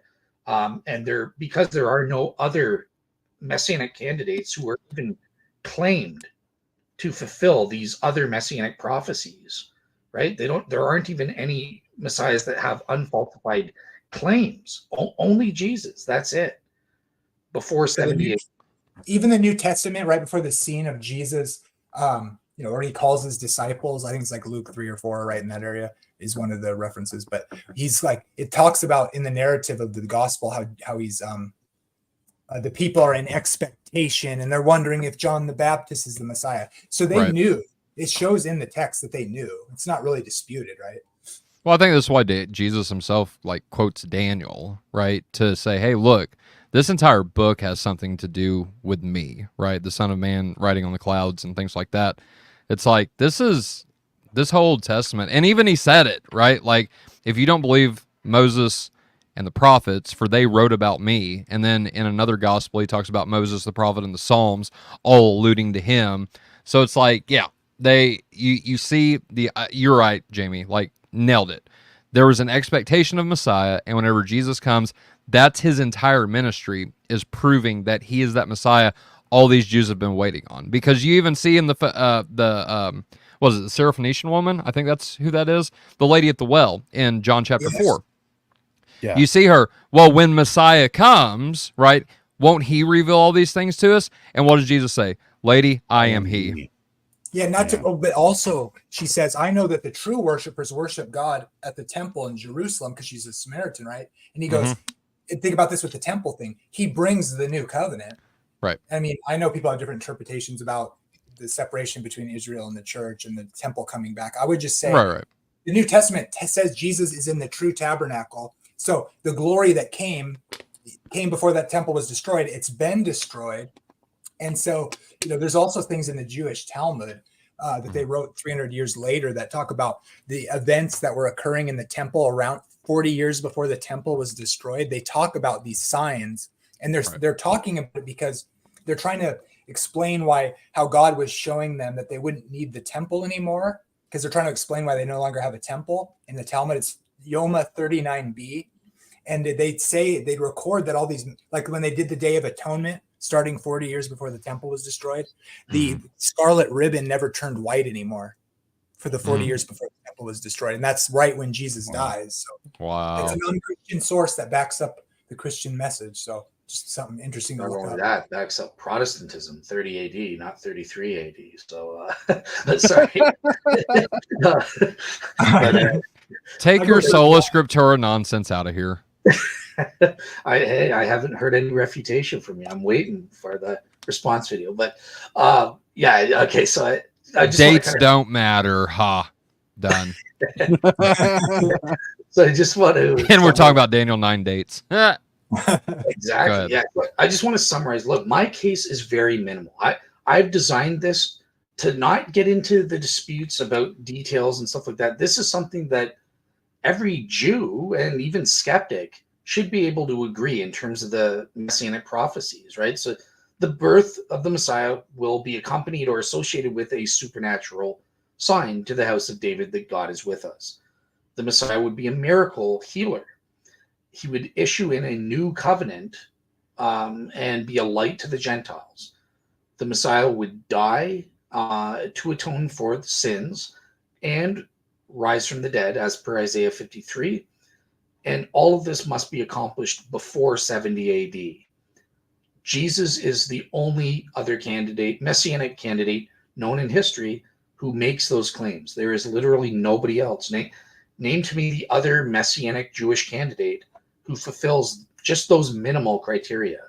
None. If you can prove that, you've eliminated, it's not Jesus or bust. It would be Jesus, Jim Bob or bust. But as it does is, kind of seem like he's brought the knowledge of the God of Israel to the nations. And so Jeremiah 31 is kind of historically a fact that that's the case.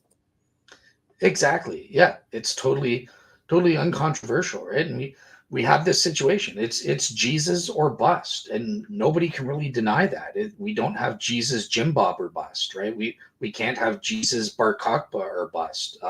Plug in Jesus Muhammad or bust. It doesn't work.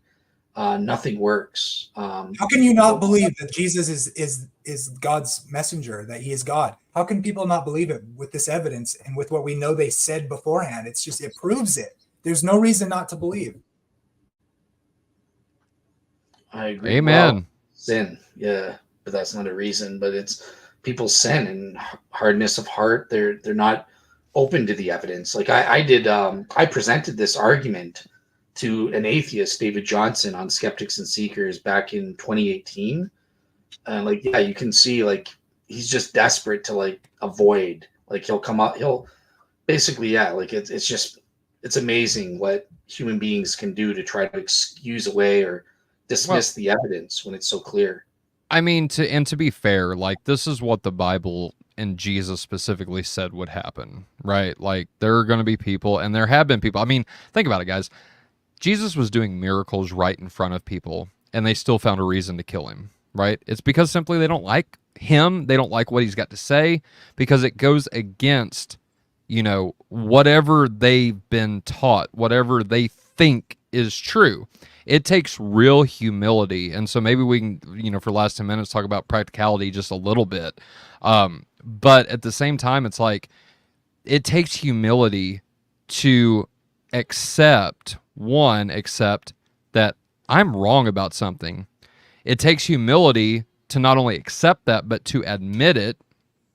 And then it takes humility to repent and change the way you think. Well, guess what?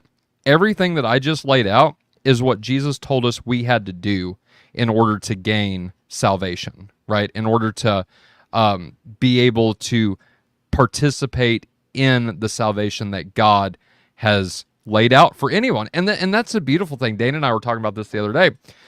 This is the beautiful thing about the message of the gospel. It applies to everybody. Everybody can participate, but it rests on you. There is so forget about the false things that people might have been taught about God has predestined some, and the other ones that aren't predestined, you can just go away. No. And I repent, because I used to proclaim that message, and I was wrong about it. Jesus loves everyone. God loves everyone. The Bible says, for God so loved the world. What's the most famous verse in all of New Testament history? For God so loved the world that he gave his only begotten son, and whoever, everyone believing in him, no matter how you translate it, it's the same thing. All who believe in him shall not perish, but have everlasting life. You're the only one keeping yourself from believing in Christ, from trusting him, from showing your allegiance to him by doing what he told you to do. And what did he tell us to do? John 6:29. What is the work? What's the works, Jesus, that we must do? Believe in the one whom God has sent. Simple. It's so simple, and yet people will find every excuse in the world not to do it. And it's frustrating, guys. It really is. But at the same time, it's a decision that they've got to make. So we call on you, people watching, I'm kind of curious just to get the panels, because the circumstantial argument approach from Messianic prophecy, that's something that it's my unique idea, so maybe it's stupid. I came up with it, but what do you guys think? Because I think it's different in that, look, we don't have to prove, oh, like, for example, with fulfilled prophecy, proving that Jesus died, not just died. Okay, I can do that, but died for our sins. I can never prove that through secular historical evidence that a skeptic would believe. But my circumstantial approach, it doesn't matter. I just say that there are claims and that it's unique. Only Jesus makes these claims to fulfill these prophecies. Right. And it's either Jesus fulfilled it or nobody else could have. Right. So what are you guys' thoughts on the It circumstantial has to be that approach? way. That's wise, because you're demonstrating like we can demonstrate that from the text, that the Bible was saying things, and then those things happened according to his history, so then that validates or opens the door to the idea of the claims it makes about that, and then the proof is in the pudding, I would say. So I love it. No, I agree, Jamie. Like, there's an element. So, say we can prove, and I love what you said just now, Dale, because I think you're right. I don't think you can use a secular historical method to prove that Jesus died for sins. And so, there's an element of this faith, right, that is not provable, right? And I think this is where, and I'm not saying that faith and like knowledge, obviously, we believe for reasons, right? But they're not contradictory with each other. But there is an element of Christianity that we do trust in without seeing. This is what Jesus said. The people who are blessed to Thomas, whenever he comes up, he says to him in John 20, Jesus, like, show me, unless I see the holes in your hands and a hole in your side, like, I just simply will not believe. And Jesus rebukes him by saying, you see, and yet you're complaining about belief. Blessed are those, Thomas, that don't see and yet believe. I think that expands to more than just this visual perception that we can see, that we can smell, that we can taste, that we can even touch. John makes a big deal in 1 John about how they touched him, like the eyewitnesses actually got to touch Jesus. And yet we don't have that opportunity. We can't physically touch Jesus walking around on the face of the earth. I wish I could. Like, that'd be great. The closest orthodoxy has is a representation of the priest, right? And that we can actually interact with the priest. But beside that point, right, you can't physically touch Jesus of Nazareth anymore. And so with that being said, there's always going to be this element on where there's not enough proof in the world that can prove it, right? There's not enough evidence in the world that can prove it. It's simply this matter of faith. And I think that's beautiful. People will despise that. They will hate it. Nope. I only believe what I can see. It's an old Missouri slang, terminology, like the show me state, right? Show me and I'll believe it. Right. Like doubting Thomas. Let me just read this really quick, because this is cool. Like 1 John, it starts out like this, right? That which from the beginning, which we have heard, which we have seen with our eyes, which we have looked upon, and with our hands have handled, concerning the word of life. The life was manifested, and we have seen and bear witness, and declare to you that eternal life, which was with the Father, was manifested to us. We have seen and heard and declare to you that you may also have fellowship with us. And truly our fellowship is with the Father and his Son, Jesus Christ. Right. There's an element of the saving message that was intended by God, I believe, truly with my whole heart, that it was not meant to be a 100% provable thing, right? Well, it's, one thing I just want to add, because I do want to hear Josh as well, but one thing just to kind of correct. So this is an actual argument. The circumstances themselves are being presented as a reason, as evidence to believe that it's true. That the fact that based on the claims, we have this situation where it's Jesus or no one, right? If you think about it, if the atheists were correct, you hear atheists, well, assertions are you can just make up claims all the time. Great, then show me 2 or 3 other Jewish messianic candidates in history that also have unfalsified claims to fulfill these prophecies. It's extraordinary that only Jesus did that. That in itself is a reason to think, well, it must be true. He really was the Messiah, because if atheism was true or naturalism was true, and Jesus was just making, or the gospel writers were just making these claims up about Jesus to fit the prophecies, well, then why was everyone else so stupid that they didn't do the same? Why don't we have other 3 or 4 other people that did the exact same thing? Only the gospel Christians or Jesus was this brilliant genius of a fraudster that he was able to come up with something nobody else could. That's a reason. That isn't just blind faith. That's a reason to say. No, I'm not saying we have blind faith. What I'm saying is, and I agreed with you that what you presented, yes, that gives us precedent to believe that Jesus is the Messiah. Absolutely. But I'm saying there's still elements of Christianity where you can't prove, like you just said yourself, where you can't prove that Jesus died on the cross for sins, right? So that's a claim made about Christ that we cannot prove. The claims have to be experienced. You have to be let in by there's no reason, because of the factual data from the text opens the door. Then the claims can be experienced, and that's where that's where it really sets into the belief and the faith. There you go. Yep. Okay. Yeah. Sorry, Tyler. So I totally agree. No, it's fine. Those claims, based on the reasons, we can either infer logically or experience through the Holy Spirit attesting and stuff. But yeah, Josh, what's your take on this circumstantial approach? Because I think it avoids any issues that arguing from direct prophecy has, right? I think in general, it kind of, like you said, it avoids muddying the water in some senses. But I think the really clever trick about it is that if you can, because we have quite a bit of substantive evidence that Jesus is an authentic historical person, that the events of his life match with timelines that are there in Scripture, and the reliability, at least of the Gospels, is tied directly to the person of Jesus. Right. And so it keeps the emphasis right where it belongs. Jesus is the central core facet of not only Christianity, but of the canon of the Scripture, of the continuity of the church, of the basis for our need to preach and believe the gospel. And so if Jesus is the central focus, and Jesus can be shown to be reliable and seen to be reliable, then you, as a package deal, get the Old Testament kind of thrown in. You know what I mean? Instead of working backwards from the Old Testament and trying to establish the New Testament, you actually do the inverse, and you get to establish the Old Testament by way of its reliability in contrast to the New Testament. Which, if I were to be a hardened skeptic, I can say, well, you can just fabricate yada yada yada, but then you'd have to basically be a Jesus mythicist to kind of conclude that, well, you're just fitting the a puddle fits the shape of its container. You're just trying to fit Jesus to the shape of the problem, and here you go. He just plugs all the holes. What a wonder. It's like, I think that the skeptic goes wrong by playing this kind of skepticism of the gaps problem, where you have ultimately, so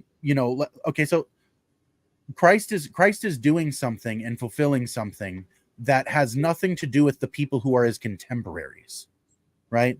But then you also have the continuity that moves forward from there, that, like you said, things that were said from before Christ are actually relevant to even things that happen after Christ. And here he is nestled in the middle, not interrupting a bit of it. And so there's just this kind of even if it were happening on what we would consider accident, it's still practically miraculous. He just kind of sits in the face of all of these weird expectations. And then to Tyler's point, that I think we have to make sure that we understand that proof is a different thing than evidence.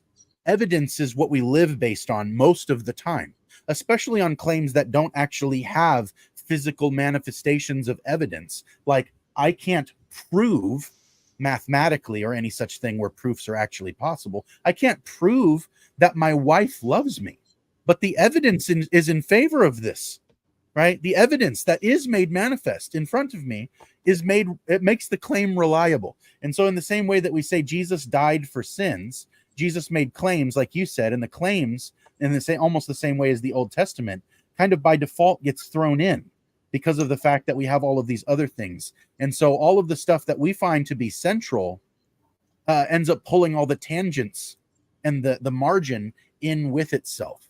This is one of the coolest and most bottomless, remarkable things about Jesus, is you'll never get to the bottom. You'll really never get to the bottom of it, right? You can investigate this your whole life and still have your mind blown consistently, even if you never got to the historicity or things like that. Even just with the on principle, the person and the personality and the time frame of Jesus culturally, and to know what he was doing at the time. right? And we get this kind of like modern obsession with timelines and historicity and archaeology and things like that.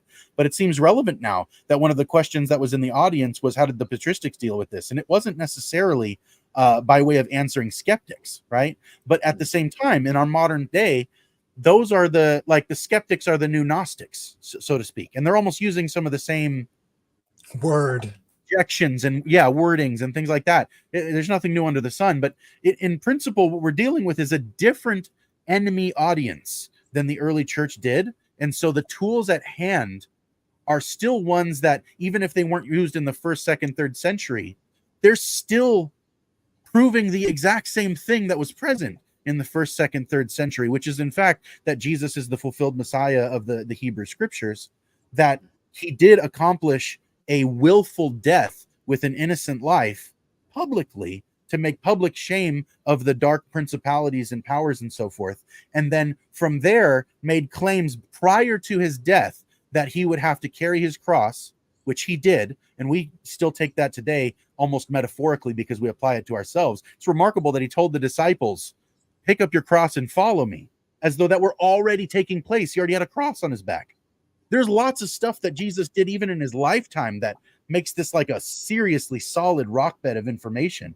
But I think it's really clever the way that you brought in that approach, because I like I said, I believe that it kind of ropes in a lot of the marginal space in with it, and you get that thrown in. It's really, I think it's really useful.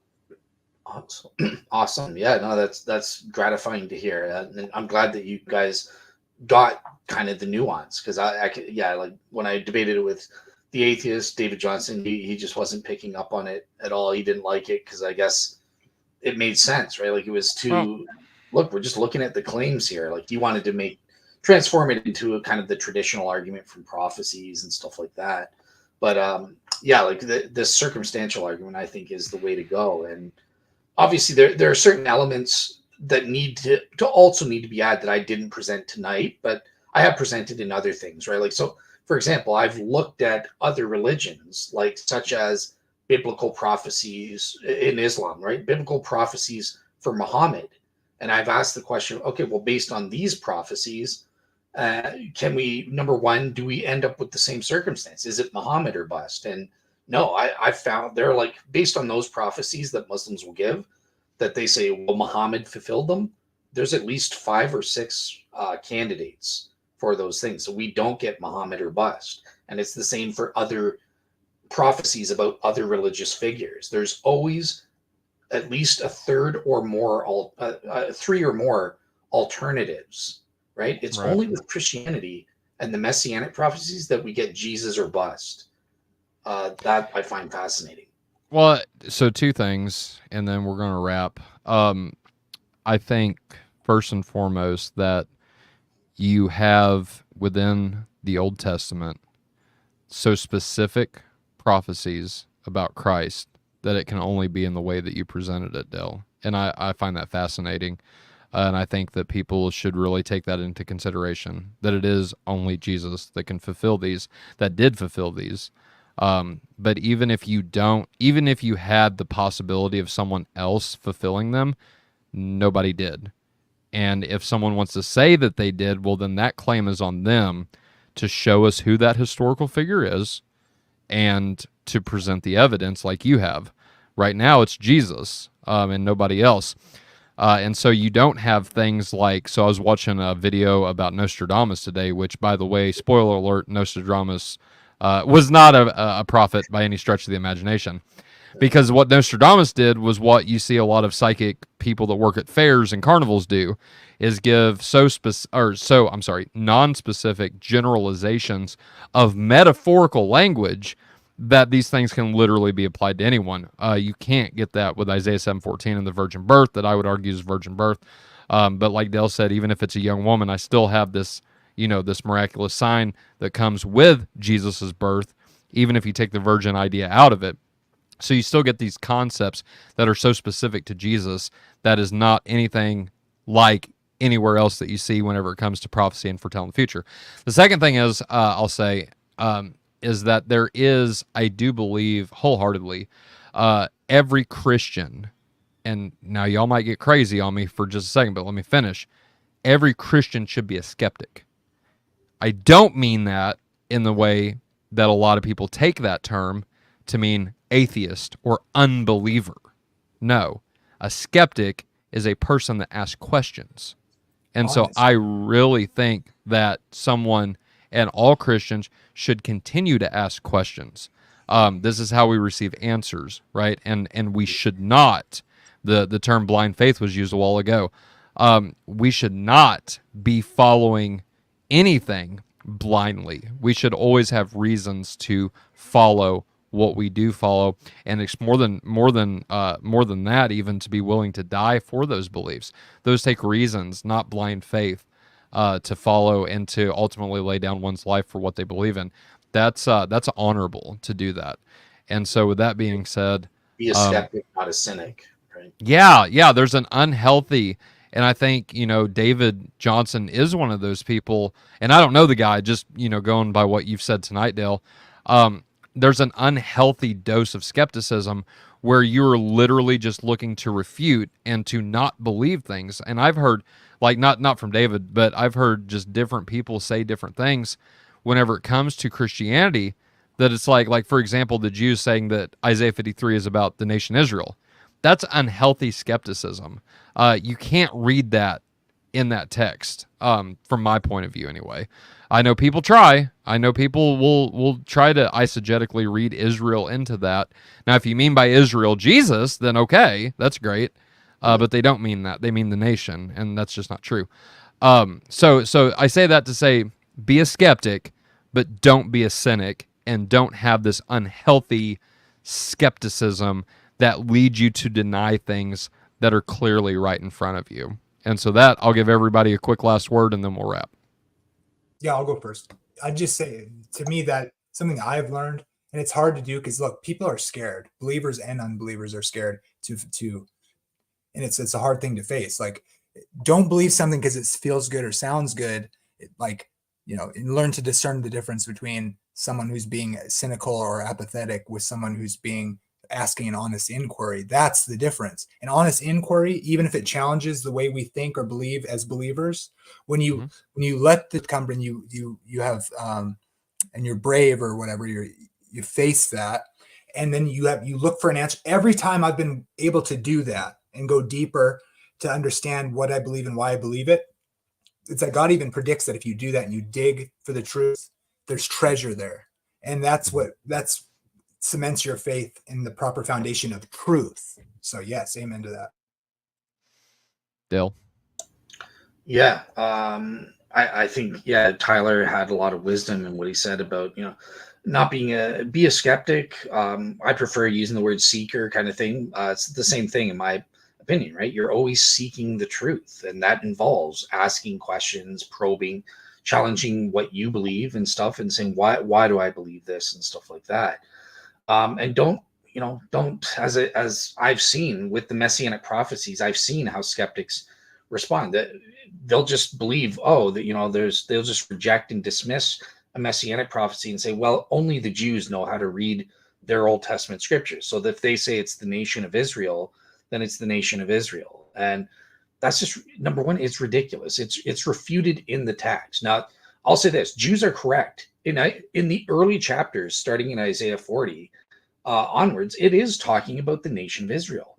But then it's clear that the nation of Israel fails, and so they turn to the Messiah and as an individual, as a representative of the nation of Israel. And that's clear in the later chapters, such as Isaiah 53, where the Messiah is the suffering servant, is said to redeem who? The nation of Israel. So it's specifying that the suffering servant is not the nation of Israel. It's just impossible to interpret it as being that. But because these people are cynics, they just don't want to believe in Jesus, they do what Tyler says. They turn off.